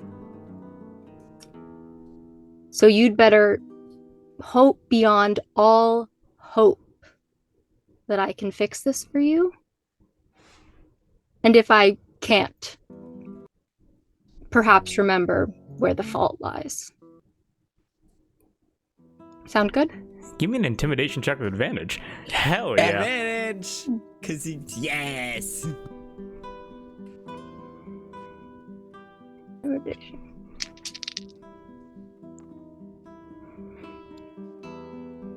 That is a 19. With a 19, Incredible. Alwyn looks to you and he recognizes the incredibly delicate situation that he's in, where, at least in his mind, he thinks you're the worst person for the job and the only person for the job. And in that way, he looks to you, and it's almost a compliment as he goes, "Your travels have made you wise in the worst possible way.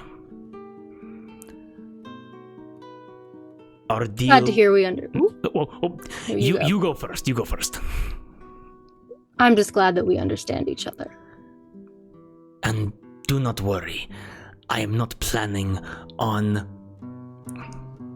There was an agreement many months ago, and I will say that I acknowledge your achievements.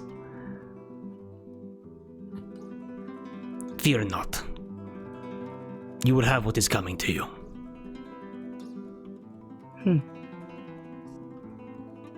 That's all I ask. Alwyn and Adelia. Alwyn goes, I must rest now. It has been 2 days with no sleep. Rest well. Adelia, a pleasure as always. It's nice seeing you. Cass. That was so fucking good. Like, holy shit. Holy shit. This...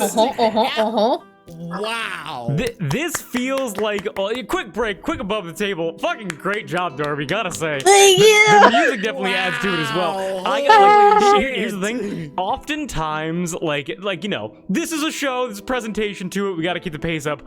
I don't know about you guys. This feels like old school D&D. Like no cameras, no stream. It just feels like a quest and drama, like classic Zanwei Fu. Let's go. Okay. Let's go. All right. But with that, Shuri, you have Cass exiting the chamber as well. Shuri, you have backed this soldier up against the wall, and he's like, "We patrol in 2s or 4s, alternating from bastion to bastion. We move in 5-minute intervals. We always have 3 men on each ballista. We have 2 men ready at each pot. We have orders to immediately contact the kitchen for oil or water. What else do you want to know?" What's your name? He momentarily forgets because he's so scared, and he goes, my name is Private Tonnelier. Yeah, that's it. I don't know why I said it so nervously. That's just my name, and you're big. Good. Private? Yes, Who do you report to? my commander, Who is your commander? Captain Duval. Good. Now repeat what you just told me.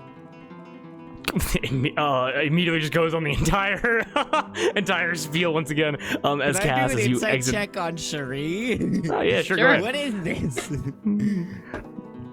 Ooh, that's gonna be a 23. She's drilling him. This is like standard drilling tactics. She's wanting to make Okay. sure that this guy knows what he's doing and that there's no gaps in his knowledge, and that he is up to code by her standards. Incredible. Hathor blushes a little bit because she thinks this very attractive. And just like kind of leans back and watches Cherie do her thing, like, wow. And I'm gonna say with that, as Cass, Alwyn, and Adelia can exit this study, just to get to the break, you are all able to find yourselves escorted by servants to guest chambers within the castle to rest and prepare for your multi-day journey out to the Laughter House. Make sense? Yeah. And speaking about resting and recuperating, we're taking a very quick break, and then we're gonna hop right back into it. Sound good? Yeah. I promise it won't be just. I would love to get a chance to. I don't know. Well, no, we're gonna It's hop to fine. that after the break. That's the thing. Oh, right. Yeah, exactly. It's a very minor Yes. side quest. Exactly. Yes. But with that, Your family wants to kill us if we talk? What the Of course, fuck? they're the mob. They're the No, they're not. mafia. No, that's not. They're nobles. Exactly. Hey, they're the mob. There's no Potato. There is no mob stuff. Well, there is mob, but there's no mafia stuff in this game. That's for all my other games. Yeah. There's no Warren That's bossing only for say. every other Okay. game. Yeah, exactly. With that, everybody, if you're watching, we hope you're enjoying. We're having a lot of fun doing this. We'll be back in a couple minutes. See you soon. Ha ha ha.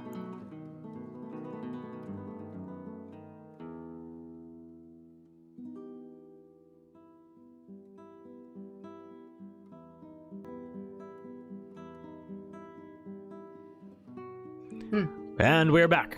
Okay, excellent. Oh, I gotta pin us. Okay, so we return to Herbe Courte. The evening has now come. The sun has disappeared over the horizon, and there is a certain level of stillness and quiet in the evening as you guys are being walked to your chambers by guards. We're gonna do this in 3 different stages. We're gonna do Cass, Cherie, and Hawthor all separately. Make sense? Mm-hmm. Okay, I would like some rollies from each of you to see who's gonna go first. Rollies. Rollies. You've been doing so good at that today. Ooh. I got a 15. 15? 7. 7? 14. 14. Woo. Cass, as you are walking throughout the halls to get back to your chamber that you have within this castle, you elevate up a couple stairs, you start walking, kind of winding your way through the confusing pathways, and you give me a quick dexterity saving throw. Saving throw. Ooh. Or? I have an idea. I have an inkling of what's happening Or? here. I got a 15. With a 15, give me 1 second here. Boop. 1. While you see them coming as they round the corner, you are able to see an older woman turning the corner, completely not looking at you, looking down like at her just clothing that is caked in mud and in fur, and she smells like a barn, and she's almost going to run directly into you, but you're able to kind of step out of the way. Pardon me. Excuse me. Oh, and she looks up and she sees you, Cass, and you're able to recognize the Marquise Marguerite Albertine Pavel. Give me a quick history check with advantage to see why she's so dirty. You see that she's not wearing any kind of no noble dress, no primness or properness. She is wearing leathers, she's wearing riding chaps, and she's wearing leather armor, and she has a whip to her side. She has a bridle across her shoulder that she's taking to be personally clean. Is this your mom? Wait, what? It's my mom. I got a 19. I thought she was dead. With a 19, My mayor. you kind of, she's not dead, right? She's alive. She's alive. Okay, excellent. Well, she's alive now. What? She disappears. She's like a ghost. She just disappears. Mother. Oh my god. Well, it's been so long. Goodbye. Because I could still hear her voice. Quit telling everybody I'm dead. What you are able, well, first of all, what you remember is number 1, her accent is a bit strange for the Pavels because she was a Renoir before she was a Pavel, and so she has a southern accent in line with the Renoirs. Second, it's all coming back to you now again. Skydiving out of the air kind of took it away from you. But you're able to remember, those smaller herds of a few dozen to maybe of a 10 to a few dozen, those were the royal herds. Those are the private stock of livestock that the Pavel royal family looks after. The highest quality meats and wool and stripped and leathers and equipment, all of that comes from the royal herds. And Marguerite is known to personally look after the herds, which is it's farming. It's a dirty job. Make sense? But someone's got to do it. Dirty jazz. And she goes, "Oh, Cass, I had no idea you were back." And she pulls you into a deep hug. Hug her back, kind of stiffly, kind of awkwardly. Oh, yes. Father sent me a message about the issue that needs dealing with. I'm here to help. She looks at you. You see her brows kind of furrow. She goes like, "What issue? Is there some kind of confusion, or what's going on? Some kind of problem with the herd? Is there? Because I was just checking the cattle heads, and there doesn't seem to be any kind of pox going around."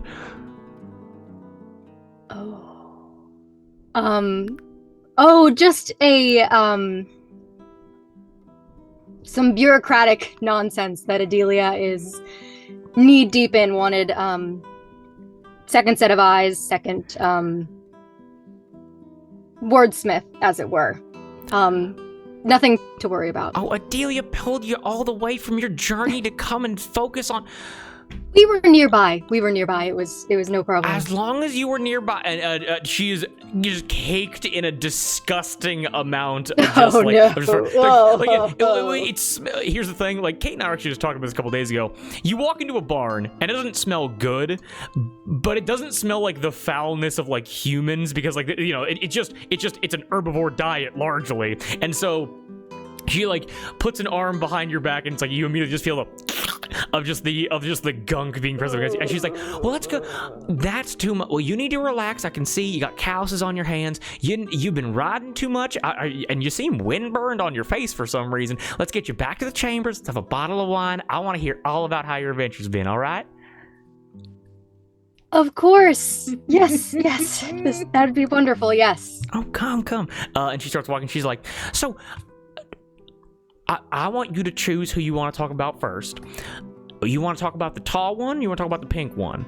Because I don't know much about either of them. Well, that's the thing. Like Shadow LaCroix, I've seen her around, but she's always kind of like lurking in the corner, you know, like all that. They have been excellent companions to travel with. Sir Cherie is probably the most honorable person I've ever met. And Lady Hather, she is a cleric from down south, and is charming and is kind. As you guys reach your chamber, opened up, again, the typical royal regalia, as there's already a wine bottle, like a decanter, some glasses there, and as like drinks begin to be poured, Margaret looks to you, your mom looks to you and goes, you know, sits down, ruins a chair, just fully. Seemingly doesn't care about, like, just cares about, like, hard work and like, the combination of, like, the Renoir farming techniques and the Pavels livestock techniques. She has perfectly melded into this family after years and years, like 3 kids. And she just sits and starts drinking with you and goes, well, you know, Cass, I'm going to be honest, I was worried for a long time about the company you were keeping, and look, I know your father can be tough on you, but you really have been proving yourself these last few months, and I want you to know that's coming from me. And so whatever your dad says about you, I know you're making him proud, because the Cass of 3 years ago, he wouldn't have gone all the way out to the Palm, to the Arbor, and would have fought in the fight in the moonlight or whatever. And he wouldn't have had the confidence to lose and still keep going. He wouldn't have the confidence to be talking to a king and going off on adventures. And like puts a hand on you, like kind of wipes it on herself, and then puts a hand, and he goes like, "I'm proud of you. I really am, and I love you."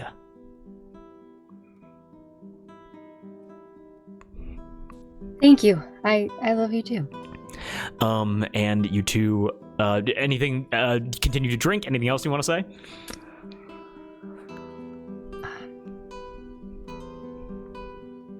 Just says to her, it's nice to be home. We should talk like this more often. You know, I was going to say the exact same thing. And do you mind if we cut away from there? Oh, yeah. Okay. We cut away and we cut to Cherie being escorted by a servant to her chambers. And Cherie, you're able to hear the sounds of and you're able to hear like metal thwacking against like leather and wood thwacking against metal and leather. as you hear, and rushing around the corner. Please give me a dexterity saving throw. Whoop. 14. 14. You were able to notice a child skirt around the corner of one of these, this insane labyrinth of castle. 13 years old. And, give me 1 second here. Without looking fully, and runs directly into, like, again, her head, 13, probably comes up to, like, maybe, like, just below your chest, and she slams into you and goes, and she, like, falls backwards. No perception check necessary. You were just having a knowledge of these, this nobility. You know this is, Lady, Helena Lois Pavel? Is that how you want me to say it? Got it. Yeah. Helena Lois Pavel. The youngest Pavel child, only 13. And you're able to notice that she's two things. One, in sleeping wear, like one continuous smock with, like, probably should have a nightcap on, but it's since been discarded somewhere down the hall. And you're able to, like, over this, like, silk nightgown, she wears a cape that is of a blanket that has been tied at two ends around her neck, and she wears a small little parchment crown atop her head, as with a wooden sword in her hand. As she stops and looks up at you. When she runs into me, I stagger back a bit and say, You go, as she looks up at you and she goes, "You must help me get away. They are chasing me. My name is Prince Knightley, and I must slay the dragon before they can find me." And you're able to see a Pavel guard being like, "Elena, come back, it's bedtime," and, like, turn the corner. Well, as a knight of a noble family, it is my duty to assist nobles, so where to, my prince? Looks up at you, and goes, It's a knight of prince. She's, like, trying to remember the stories in her own head. She's just, like, kind of having a fun time. She's, like, getting right all before bed. And it kind of, as she thinks, and as she goes, like, and she, like, kind of hits the guard that's chasing after her with the wooden sword. Not really doing anything, but the guy's like, ow, stop it. You're able to recognize, this is a girl that is, you know, we're all playing D&D right now. I'm not going to judge anybody, but within her own imagination, certainly, and clearly enjoys the more fantastical aspects that this world has allowed her to engage with. Make sense? Mm-hmm. As she goes, "I have heard that there is a great problem in the basement, in the lower chambers of the castle, but there is darkness that I am unable to see through, but because of your purple eyes, you can see through it, and so we can go to the basement and fight the magical dragon." Of course, lead the way, my prince. I will fiend off this demon for you, and I interpose myself between her and the guard. Young Helena, and she turns a corner and keeps running, as the guard is like, "Are you going to let me pass to go get her?" I've got this covered, soldier. Take your leave. Yes, sir. And he turns and goes back to the post defending Helena's bedroom. I turn around and follow her.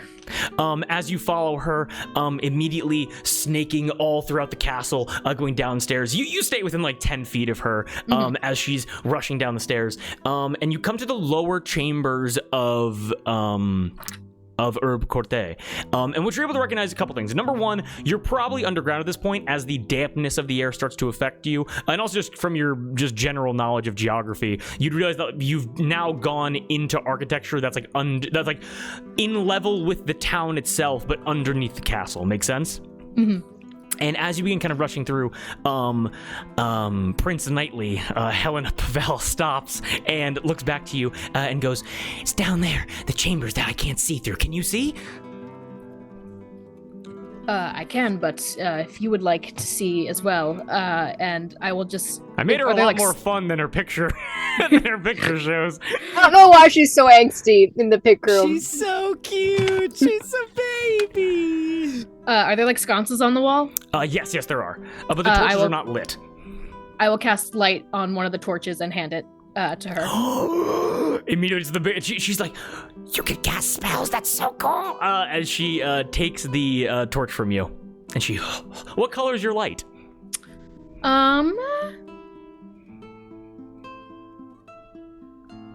What are the Pavel estate colors? Oh crap. Green and gold, I There you imagine. go. Perfect. Green and gold is a green and gold light. Oh, it like shifts and it moves. And she goes, quickly, follow behind me. Sir. And she remembers that you're a sir, but can't remember your name.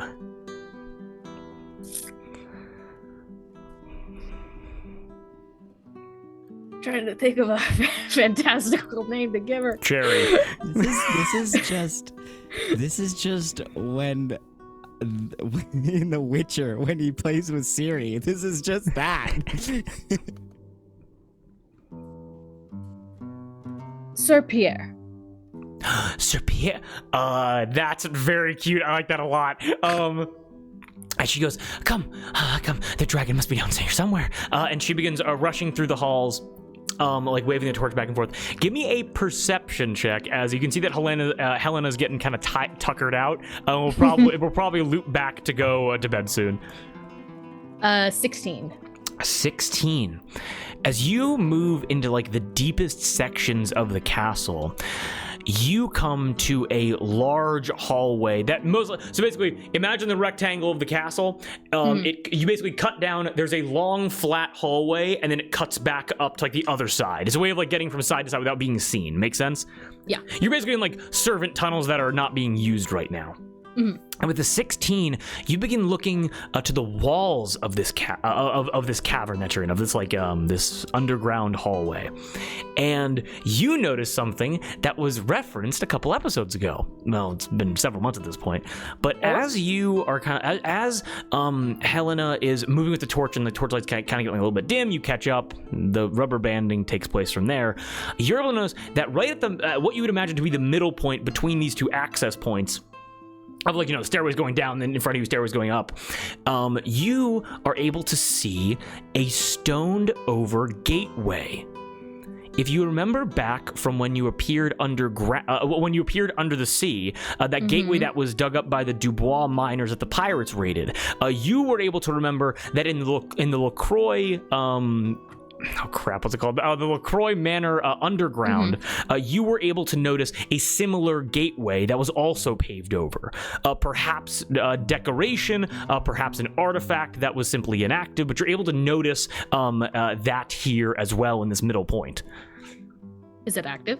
No, there's full brickwork blocking it Oh, off. okay.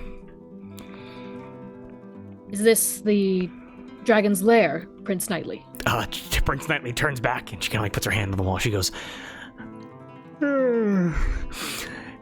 yes, but we can't do it tonight because the dragon at night turns their lair to stone. So we'd have to come back during the morning to properly get after it. You are very scholarly in your research, yes, my prince. And as knights tell me, a good night's rest is better than a good night's day. And so we need to go and sleep well to come back and fight the dragon tomorrow. Very apt discipline, my prince. Helena curtsies very deeply to you, and then with another yawn runs down the corridor, and you know that she's going back to her room to sleep. I'll keep like 10 feet behind her and escort her back. Not a problem. And you're able to see that she does get back to her room safely. The guard has been standing there for maybe like 15 minutes. He nods to you as she runs into her chambers and shuts the door behind her. I'd secure that lock, soldier.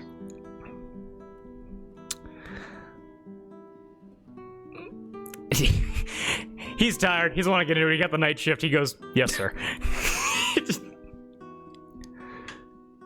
Could you point me into my chambers? I got turned around by the young prince. Oh, yes, not a problem. And he points down the hallway to your chambers. At ease, soldier. Hopefully an easy night, sir. As you move down and you're able to recluse yourself for the evening. That sound good? Mm-hmm. Yep. All right. And finally we cut over to Hathor. Hathor, we're going to tone shift. the tone shift we're about to go through. That was so cute. Hopper, we're gonna cut to several hours later into the evening, where you've been sleeping for maybe the last 2 hours or so. It's definitely after midnight, probably into like 2 or 3 in the morning, and you're able to hear at the door.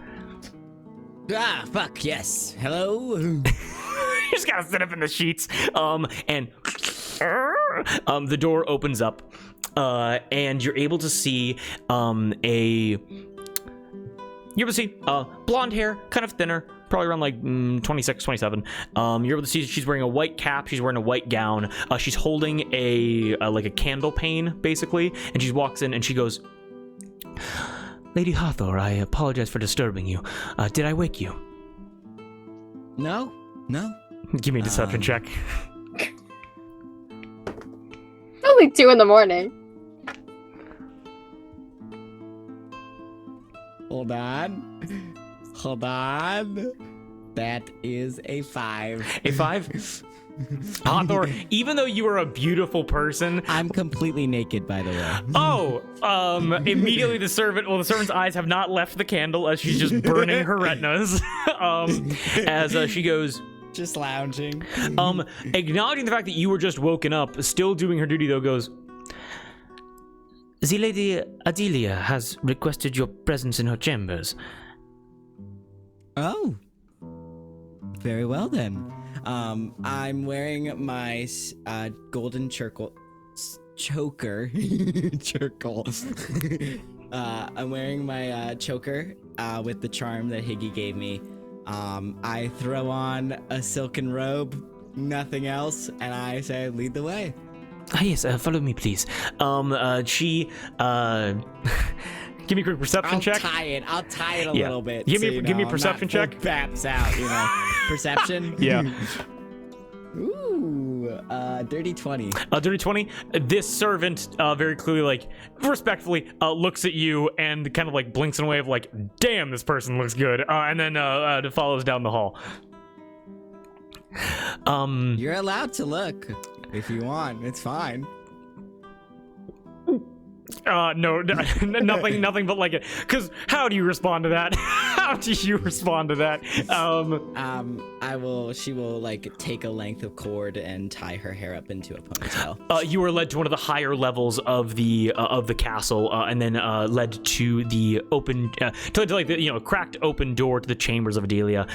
As the door is pushed open, and you are gestured inside. Have a good night. Thank you so much. You as well. And she turns one more glance and then shuts the door behind you.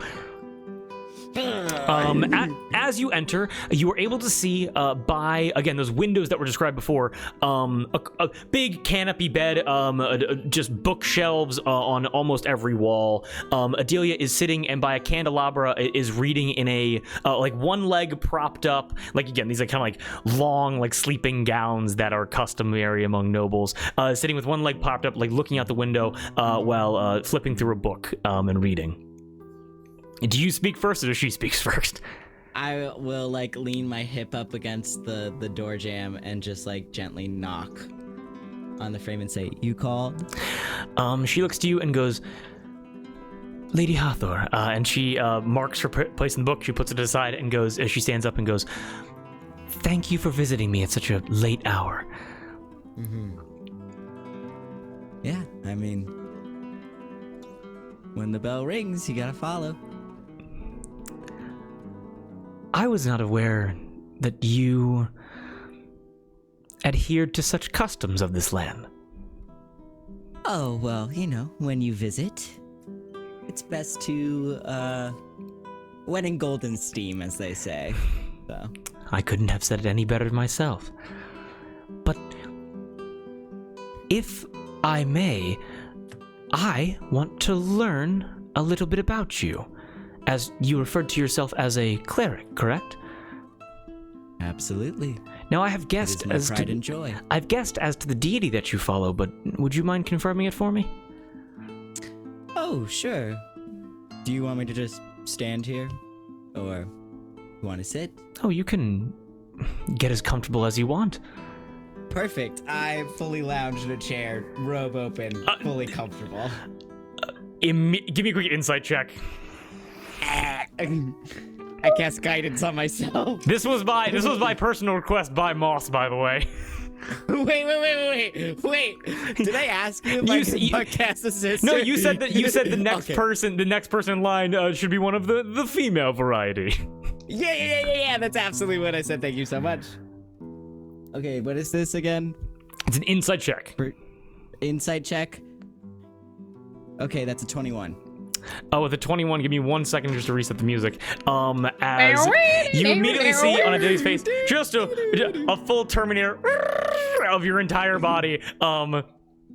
As you can just see on her face, she's like, this is moving way faster than I. This is excellent. All the pageantry, excellent, wonderful. As she goes. And by the way, she maintains the voice that you heard before. The overall, like, the breaking of the quote-unquote character was seemingly reserved only for her family. So what I just said there was not something that she said to you. Make sense? Okay. Yeah. As she looks at you and just goes, Aphrodite, then, I would imagine, correct? Absolutely. Then, if I can ask this of you, if my research is accurate, within the Arbor, the Temple of Aphrodite is a place where... Let me put it in terms that I am familiar with.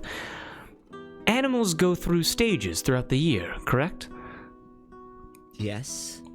And at certain times, it is necessary for animals to relax, or it can become quite painful and stressful for them.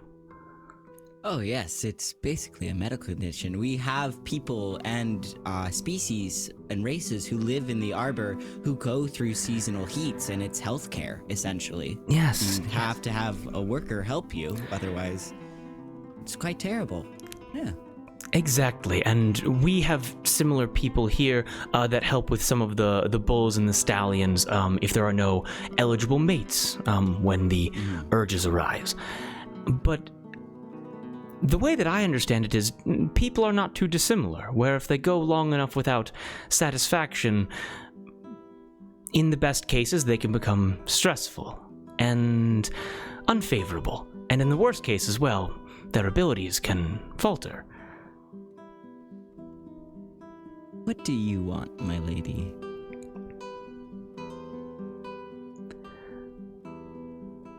You mentioned services. Yes.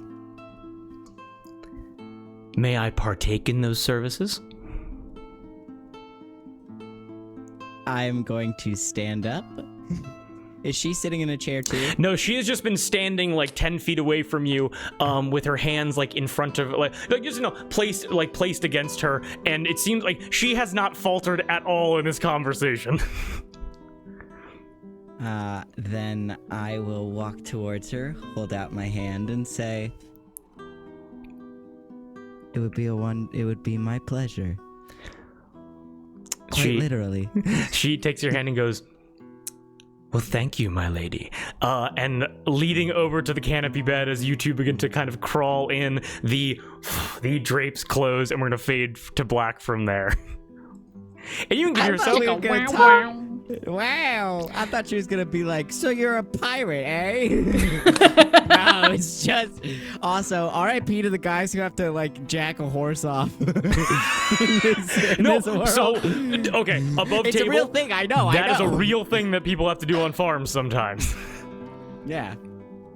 Oh my goodness. But as we fade to black there, we're going to cut to the following morning as you are all getting yourselves readied. Cass, after finishing the bottle with your mom. Cherie, after a good solid 8 hours of sleep. Yep. Solid 8 hours. It's stretching its workouts and able to assist the young Helena with her adventures. And Hathor waking up with actually give me a quick D20 roll. Oops. I got an 11, by the way. I got a 14. You got a 14. You are able to wake up first with an unclothed Adelia right next to you.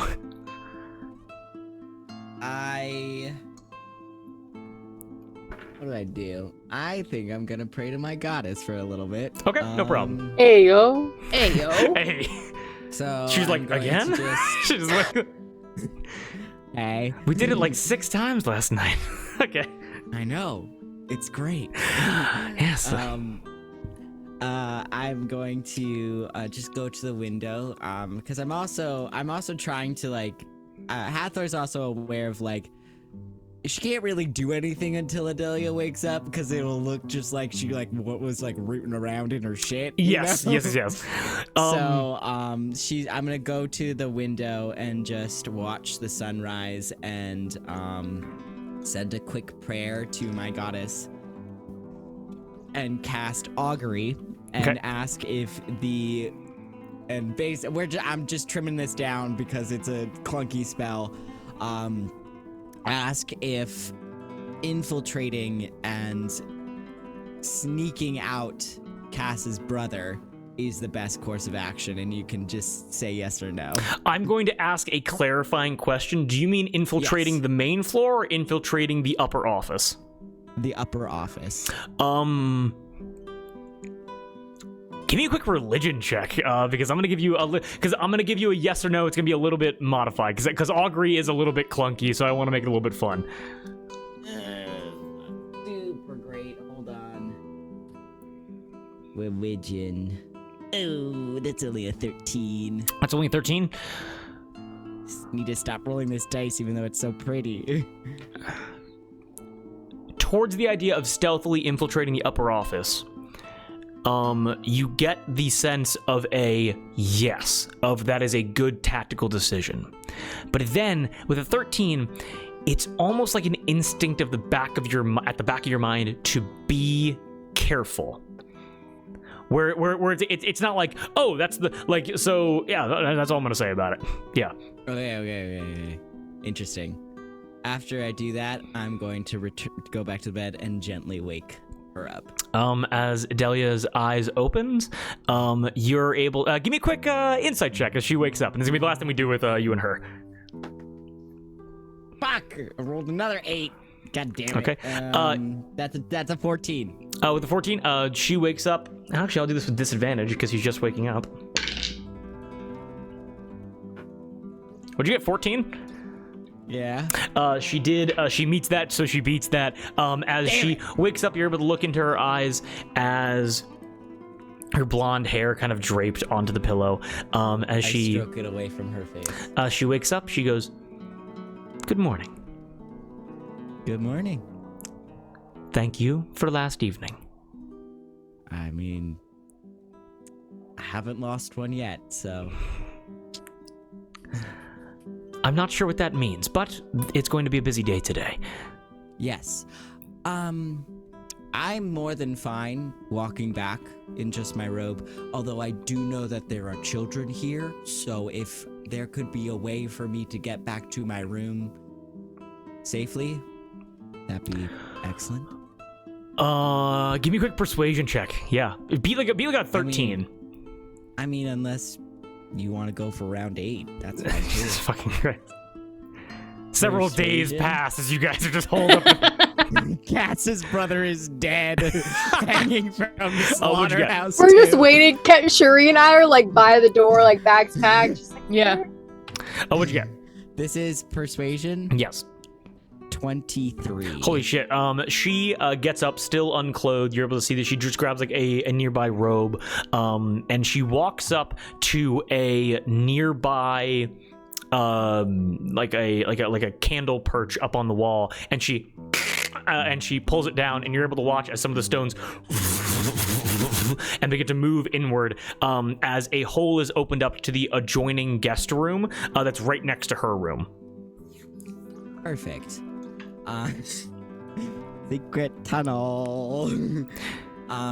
Before I leave her, I will have my robe back on, and I will just, I'll walk forward, just look over my shoulder, and be like, It's rare to find somebody as knowledgeable about my homeland here. Usually people take one look at that and assume a lot. So, good on you. And if you have any more questions, you know where to find me. And you getting the last word, you head into the room as the stones move back into position and close you off. And once I'm alone, I just go, yes. Yeah. You are able to. So hot. You're all able to get yourselves dressed and prepared, and at the main gate with Adelia and Alwyn here to see you guys off in your next journey. Good morning. How are you two? Good. Well, You sleep well? Excellent. Oh, perfect. wonderful. Alrighty. Shall we head out? Yes, we have a long ride ahead of us. Speaking of which, do you guys want to go via cart? Do you guys want to get new horses? This is the livestock place, so they have a. It's like I'm all good. I know. I mean, I got pine cone. That is That's true. Hey, everybody, it's fine. You're all reliable. Yeah. Girl. You whistle again. Yeah. We're even further away at this point. You know what? I'm gonna say this. Give me an athletics check. Give me an athletics check. Athletics check? Guidance. Guidance. Oy, oy, oy.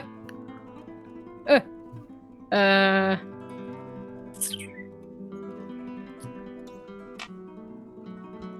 15. Again. 15. Super loud, ear splitting. Make sure your guys' ears ring. But then give me an animal handling check with advantage, and I'm gonna say beat a 14. Oh, come on, man. Her It's just lung gonna be a different capacity- horse. Her lung capacity is incredible. I didn't. No. Even with the guidance? Advanced guidance again. Oh, you did? Okay. Yeah. I don't know if it'll. Nope, it doesn't get me there. Aw. What'd you get? With the guidance, that was I rolled 2 5s plus guidance 4 plus 2 11. 11. Okay. Sadly, although you whistle very loudly, give me 1 second here. Adelia faints. It's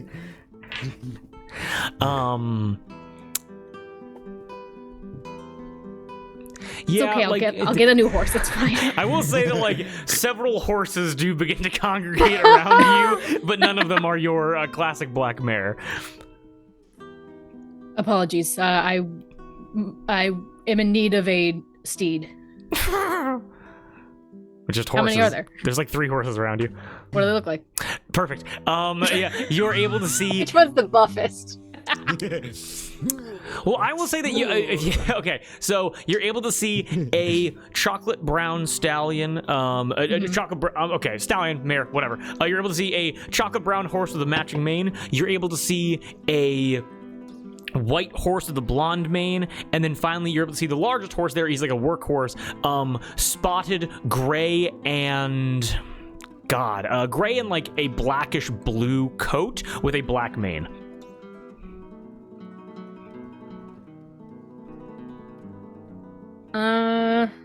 Hold on. I'm gonna leave this to chance. I think that one's pretty, and I point to whichever one you choose. Thank you. Helpful, Thank very you. helpful. So helpful. Thank you. I don't want to railroad you. Wait. Shit. I rolled and I didn't even know what I was accounting for. Sorry. Wait, there's 3? Yes. Okay. I'll go with the workhorse. Workhorse. Yeah. Large. Like, honestly, a little bit smaller than your black one. Mm-hmm. But certainly you get the sense of like it has a certain calm demeanor about it that you are familiar with. I give it some pats to its flank, and I turn to Alwyn and Adelia. Does this one have a name?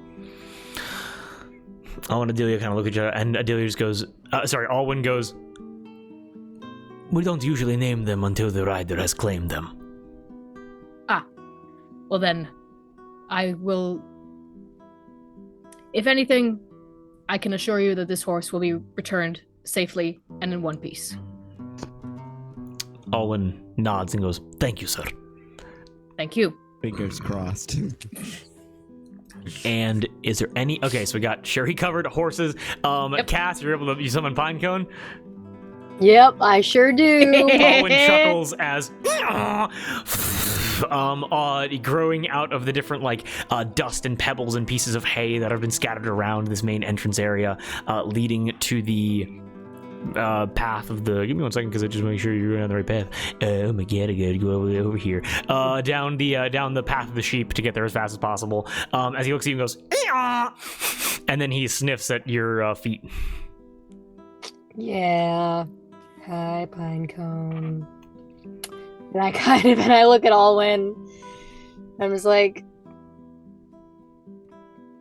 and I climb on to Pinecone. Adelia and Alwyn both nod. Sherry, you're able to see Helena up in a nearby windowsill, very classic fantasy, waving a handkerchief at you as you guys begin to leave. And Marguerite is just blowing kisses at you, Cass, as you guys begin your journey down the path of the sheep.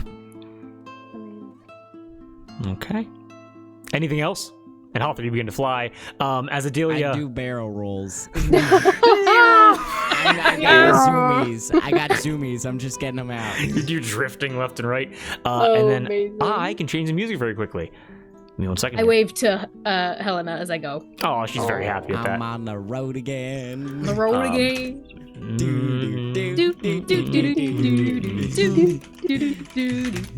My I was brain like- really went to rock Ever me, s- mama, like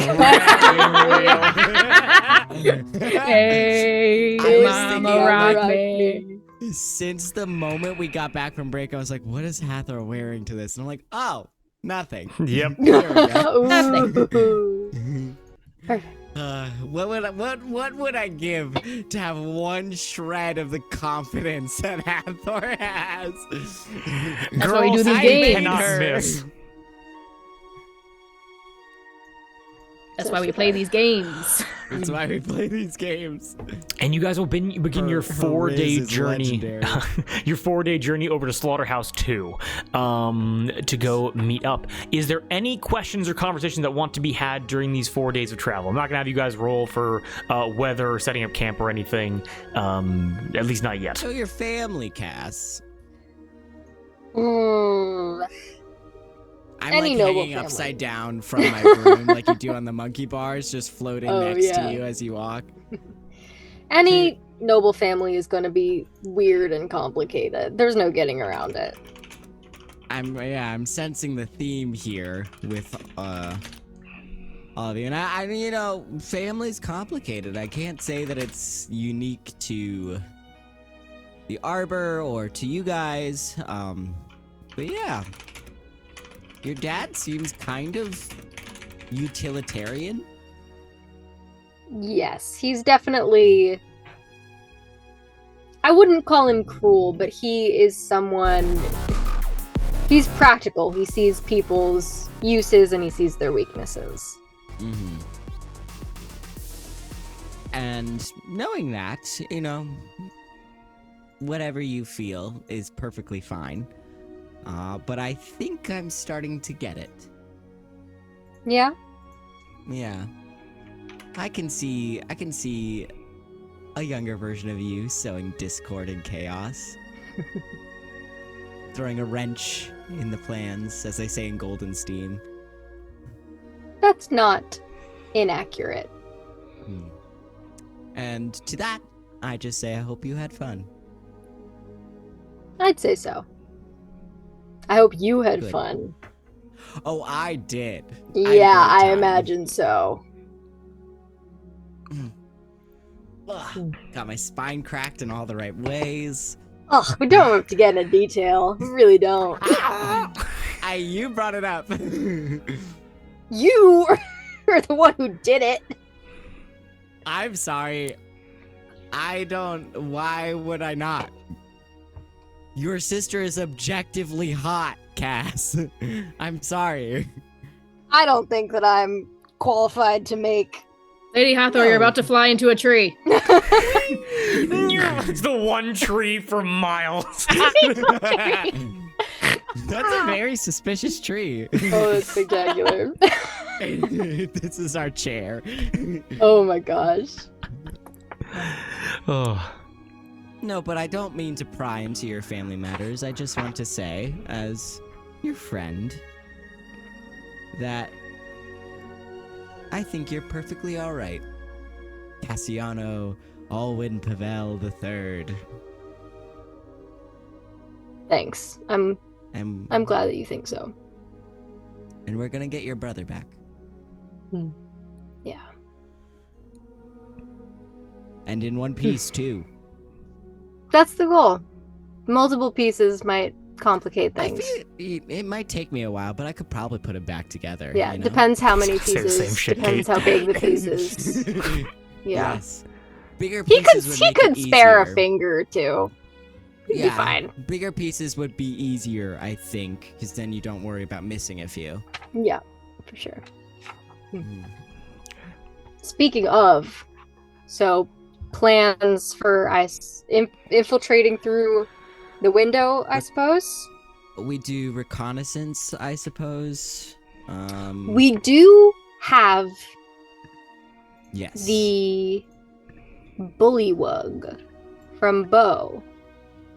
So we have, if that could work as some sort of, if we need an emergency distraction, or that is something that we can make use of if we need to. Another thing that we can do, it's pretty extreme,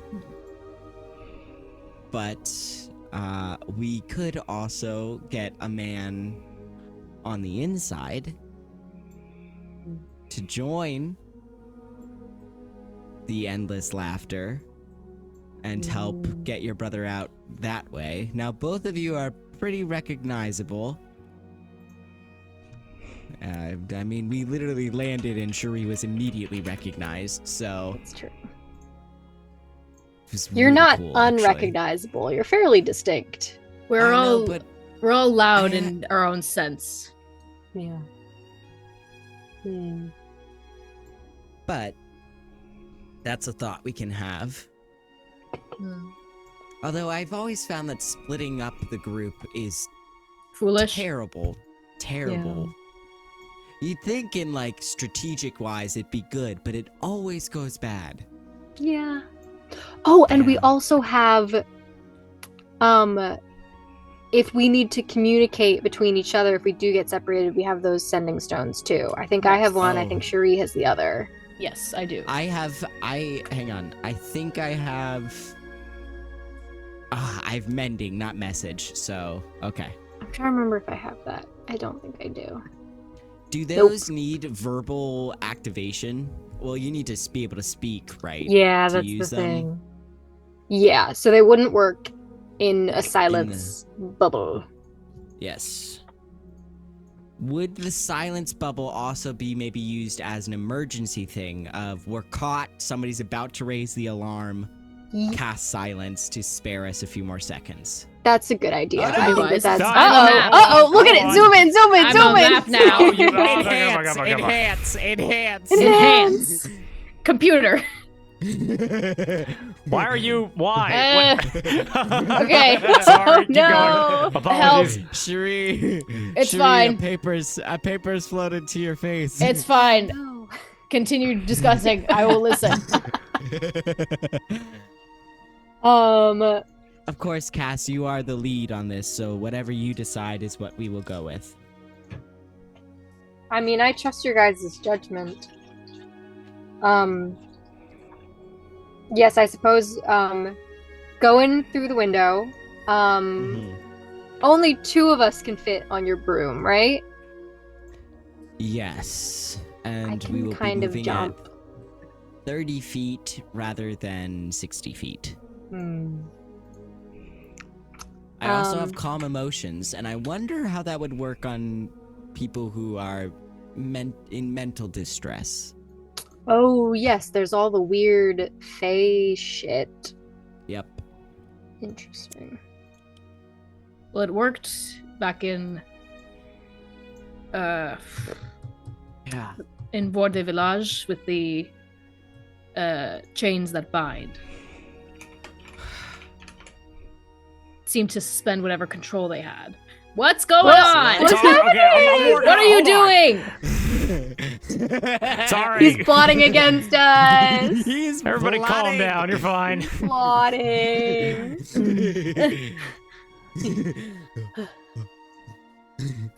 Watch your show. Stop doing work. I'm sorry. No, you're not. There you go. Fine. There you go. Boop. Perfect. But I did talk to my goddess this morning. And I think infiltrating the office. Sorry, I was laughing at let him cook. Yeah, me too.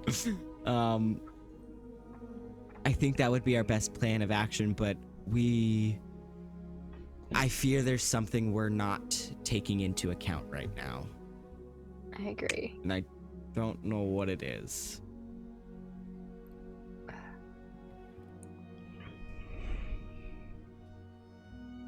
Sure. Oh, sorry. No, I just go. I wanted to make sure that if you wanted to contribute to this conversation, you are more than welcome to. I appreciate that, Lady Hathor, but you need not worry about me. Honorable Viscount, you had something to say? Backup plan, I suppose, or just to throw it out there.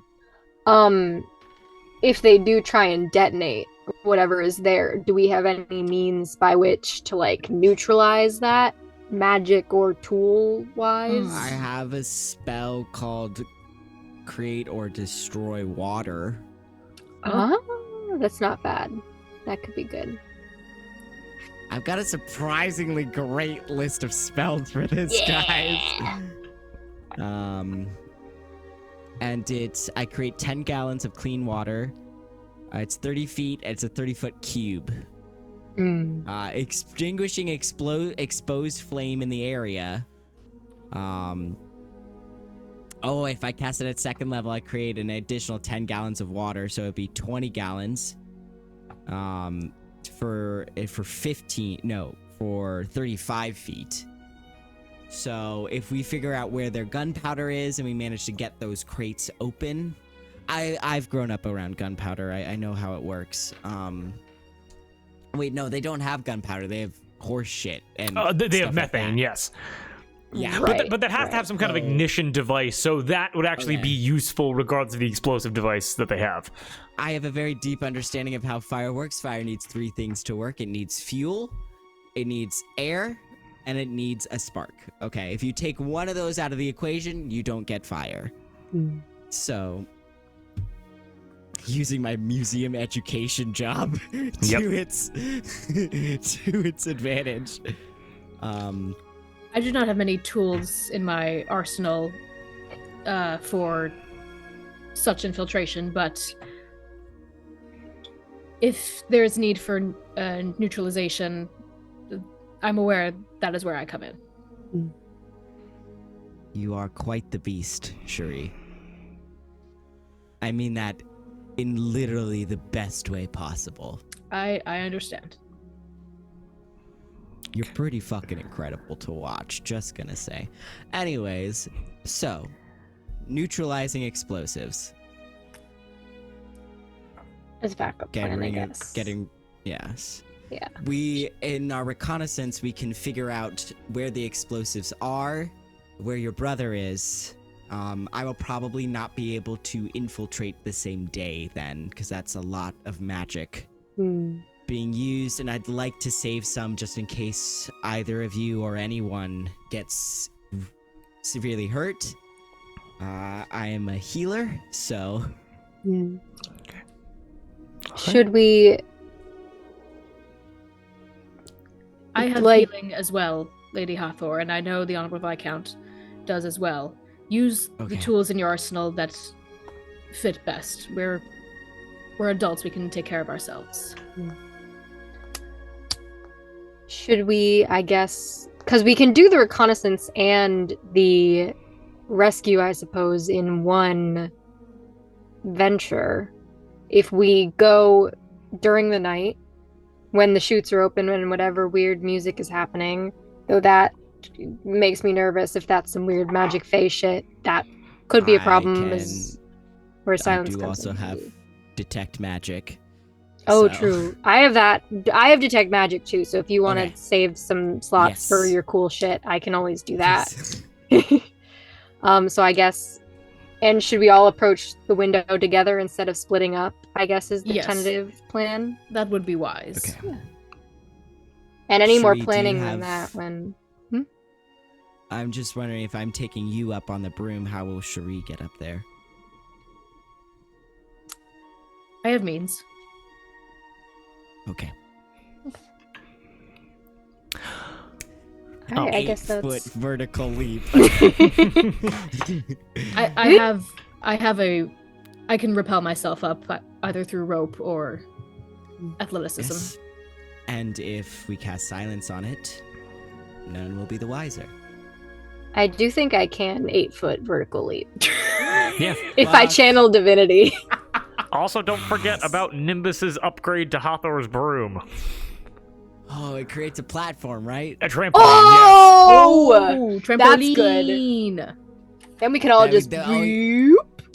No, it's a stationary platform, but it acts Oh. as a trampoline. It negates 50 feet of fall damage, and it triples your jump height. Nice, We just go in there, we throw your brother out the window onto Yes! it. He's fine. Hell yeah, we rescue do. style. Grabs him, Cherie grabs him, and we book it. Yes, I think this is an excellent plan. Nothing can go wrong. We Nothing. should bring the horses and everything with us so we can make a quick escape. Because if they do If I'm on like the catch us broom, running yes. away, there's no cover. So we just gotta be Yes. quick. Will you have your steed in the ring on your finger? Yep. I have my He's broom. speedy. As we all know. We can with I can hitch the horse Cassis. a distance away. you probably would be the one most capable of carrying if for whatever reason he is indisposed or injured. I mean, your arms are as thick as tree trunks, so truly, I'm making this canon. That seems impossible. That seems an impossible It's- feat. It's a metaphor. Or a simile? A simile. I can handle the young lord. Yes. And with all of that planning, because we just hit 11 o'clock, so why don't we end off on you guys getting to the Laughter House? Yeah. And then we can pick up next time in Allatour. Sound good? Yeah. All right.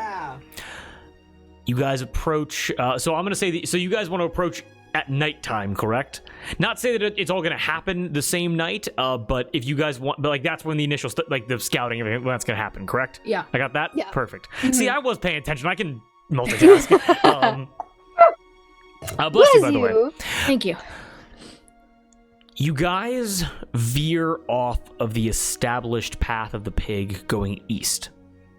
And you guys, that's easily a day of your journey in and of itself. Just cutting through this grass that moves up and down like waves. Incredibly flat terrain, clouds moving above you. With now a crescent moon and clear stars, you are able to see just a very... it's not a pitch black like winter evening, if you know what I mean. It's almost like you don't need torches to see very far. It's one of those clear nights, and you begin to approach. Again, during the evening, the area begins to open up and the grass begins to fade, and you know that you are coming to the main entrance of Slaughterhouse 2, pointed by the fact that there is a wide wooden sign that at one point said Slaughterhouse number 2 in like very big block letters so that those like in wagons can see exactly where they are, but has since the S has been like X'd and scratched out and carved off underneath number 2. You're able to just see like ha ha ha ha ha ha ha ha ha ha like scrawled like an infinite amount of times. You're able to see abstract paint and hopefully paint just thrown all around the sign, turning it into a complete, a poor facsimile of what it once was. And you would know that just from all of you, you're able to hear like a bird call that certainly wouldn't be natural anywhere around you guys, and you're able to see just like hiding within the grass, like their horses hitched behind the sign, looking at the laughter house itself. You're able to see 6 brand soldiers, which you guys would know. The brands are like the personal guard of the Pavel house, highly trained soldiers, the best of their companies, the best of the rough riders and the cowboys that protect the herds. You see they're outfitted in copious amounts of leather armor. Their weapons revolve around whips and chains. They have long swords and halberds and shields, and they are waiting in the grass nearby as they call you guys over. Approach. I'll hitch my horse. I guess, did they also come on horseback? Yes, they did. There are 6 horses there as well. I'll hitch my horse with theirs. Right near the main entrance that is looking directly at the cattle chutes. The loading area is around the back, all right? Mm-hmm. And immediately, Cherie, Viscount, and Hathor, a woman in this same like elite armor comes up to you, and she approaches and says, "We were able to receive message that you are coming. You are here to you are here to support, correct?" Yes. Yes, that's right. Does a proper greeting to each of you, and goes, "Sergeant Anita, it's a pleasure to meet all of you." And just quickly moves down the line. You're able to see her hair protected by a leather cap. You see she has a strong jawline, clearly muscular. This is a working woman. She's been working around animals her entire life. And she gestures towards the laughter house itself. And again, you're able to see this very traditional rectangular building, tall, 3 stories tall, and far off, like hundreds of, like, half of a mile to the building itself, and then hundreds of feet past the main cattle chute entrance, you're able to see a small protrusion above the back of the building. That would be that elevated office that was spoken about before. But the cattle chutes are where things are weird, because as you guys kind of, as Anita starts pointing things out to you, kind of starts giving you guys like the lay of the land, you're able to hear something very strange. I'm gonna change the music real quick. Fuck. Raggy. What you're able to hear is you see like navy blue and pink flashes and this green crackling energy coming from the cattle chutes themselves, like pulsing. It sounds like lightning cracking, and as if a flute was rubbed on a carpet for a while. Like, it's kind of hard. It's not music that you've really ever heard before, but it's loud and it's pounding, and you hear like the plucking of strings and the playing of piano. It just sounds like a cacophony, just incomprehensible sound. You guys have mainly heard orchestras and pirate shanties and bards and things like that. This is unlike anything that you've experienced before, as Anita just very plainly says, "It's like clockwork. Every night there is no breaking from the schedule. Seems they are having quite a party." Do many people come and go? She shakes her head left and right, and says, "For the time that I've been stationed here, I think they have been cooped up inside. I'm unsure if any have slept in the last week or so." Okay. Our plan is to approach from the back window, the office. The back window. We have means of accessing it quietly. You have a way of elevating yourself up 30 feet. Yes. The pink one. Looks over to Hathor, and Anita's like, looks at your broom and goes, "Very useful to have, yes." I wink. She immediately goes like, "Not the time, we are professionals here. When we get back, if we want to celebrate, we can go from there, we can party. Sound good?" Excellent. I mean, she did. Okay, we don't have time. Anita looks to each of you and goes, is there any other... We can scout this evening and we can wait for another day, but is there anything we wish to do tonight? Where are the explosives? Far side of the building, next to the loading docks. Okay. And that's where all the explosives are, or just the ones we've been able to find? She points to the open cattle chutes at the front of the building and goes, if they have them there, they are not visible, but the ones that we were able to see from the outside of the building are on the opposite side. In your after No, go. Sergeant Anita, yes? Yes. In your scouting, have you marked any... We received notice from the Marquis and Lady Adelia that there seems to be some sort of Fey presence. Have you marked any of that? I'm gonna do a quick luck check very fast, and I want you to give me an Arcana check with advantage. I was also gonna ask Guidance. Okay. Thank you.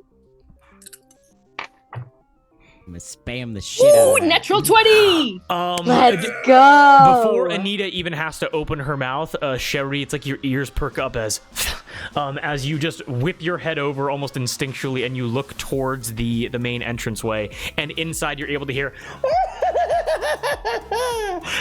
and you are immediately able to sense it's like ringing out in your ears, a Tasha's hideous laughter being cast.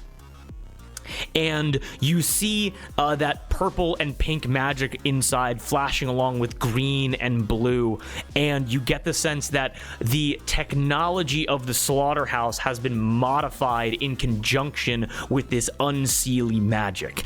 And so you're walking into this, like, you know, for Allatour, a technically advanced building for industrial slaughtering that has been combined and is seemingly operational right now as a result of this Fey magic. Make sense? Yeah. As Anita sees you look over, doesn't even answer your question. Ignore my question. The answer is yes. Yes. To a shocking degree. I am all right with making our move tonight, not wasting any time. If that is all right with you all, I suppose you just make sure you and yours are ready to run should they detect us. Yes. Of course. How close are we to the building? So you're a half mile away from the building, but when we actually get into like the actual like combat map, the semi-initiative, Okay. we're going to get more. You're gonna get closer than that, basically. Okay. Would you like me to try and find any traps now? I would not recommend going inside alone, but that is up to you. How far away can you detect? Because perhaps we may need to detect them as we get... 120 feet. How close is that to where we are? 120 feet. I mean, yeah, it's going to be like a 6-minute walk, essentially, or for Hathor, like a 2-minute fly. And it's going to be a risk of, like, you got hot pink hair, and it's a pretty clear evening of whether or not people are going to see you. I put my hood up. Okay? You no longer have hot pink hair. If you want to risk it, you can risk it. I think I will keep my arsenal ready. Cass, if you'd like to hop on. Sure. And Cherie, you're gonna post up beneath I will the trail... office. Yes. Okay. I will trail behind and beneath the two of you. I'll keep an eye out. I only have so many spells. I'm going to try and stealthily fly. Okay. Cass as close. I'm sorry if you're trying to stop us before we. You're good. Keep going. Keep going. But okay, I'm going to try and fly us with like the shifting grass. Try and fly us there. So we have Hathor and Cass approaching the main cattle chutes to check for traps, and then we have Cherie. Cast guidance on myself. Cast guidance on yourself, excellent. And then we have Cherie, and you are taking your horse to go and like post up wide around the building underneath the office, correct? I also am casting Bless on all three of us. Perfect. So Kate, what's Cherie doing? Hold on, sorry, I'm writing down the hashtag blessed. All good. Hashtag blessed. Yeah, I will. Yeah, quietly take my horse like around the perimeter of the building and then hitch it some distance away from the office window, and I will wait, and I will go on foot to wait by the window. Okay, so you're able to go into the tall grass right off the side of the wall closest to the office space. You hitch your horse, like you just tell your horse to stay. So if you need to call it, it can come to you automatically, and then you begin creeping your way. Again, it's a slaughterhouse, so there are windows high up, but it's not like there are doorways and access points along the longer walls. So you're able to approach, like, sword drawn with relative stealth up to like underneath where the office is, where the protrusion is. Make sense? Yeah. Okay, and with everybody getting into position, that's where we're going to end tonight's session. We're going to come back to it and get into the Laughter House. Oh boy, oh boy. Is everybody excited? Yes! I am super pumped. I have been thinking about this so much, and I get to... I'm so glad I found a way to weasel techno music into my French D&D world. It's so good. But yes, I hope everybody had a good time with that. Yeah. And thank you everybody for coming to the table. We ended almost right on time. Darby, we still within the parameters?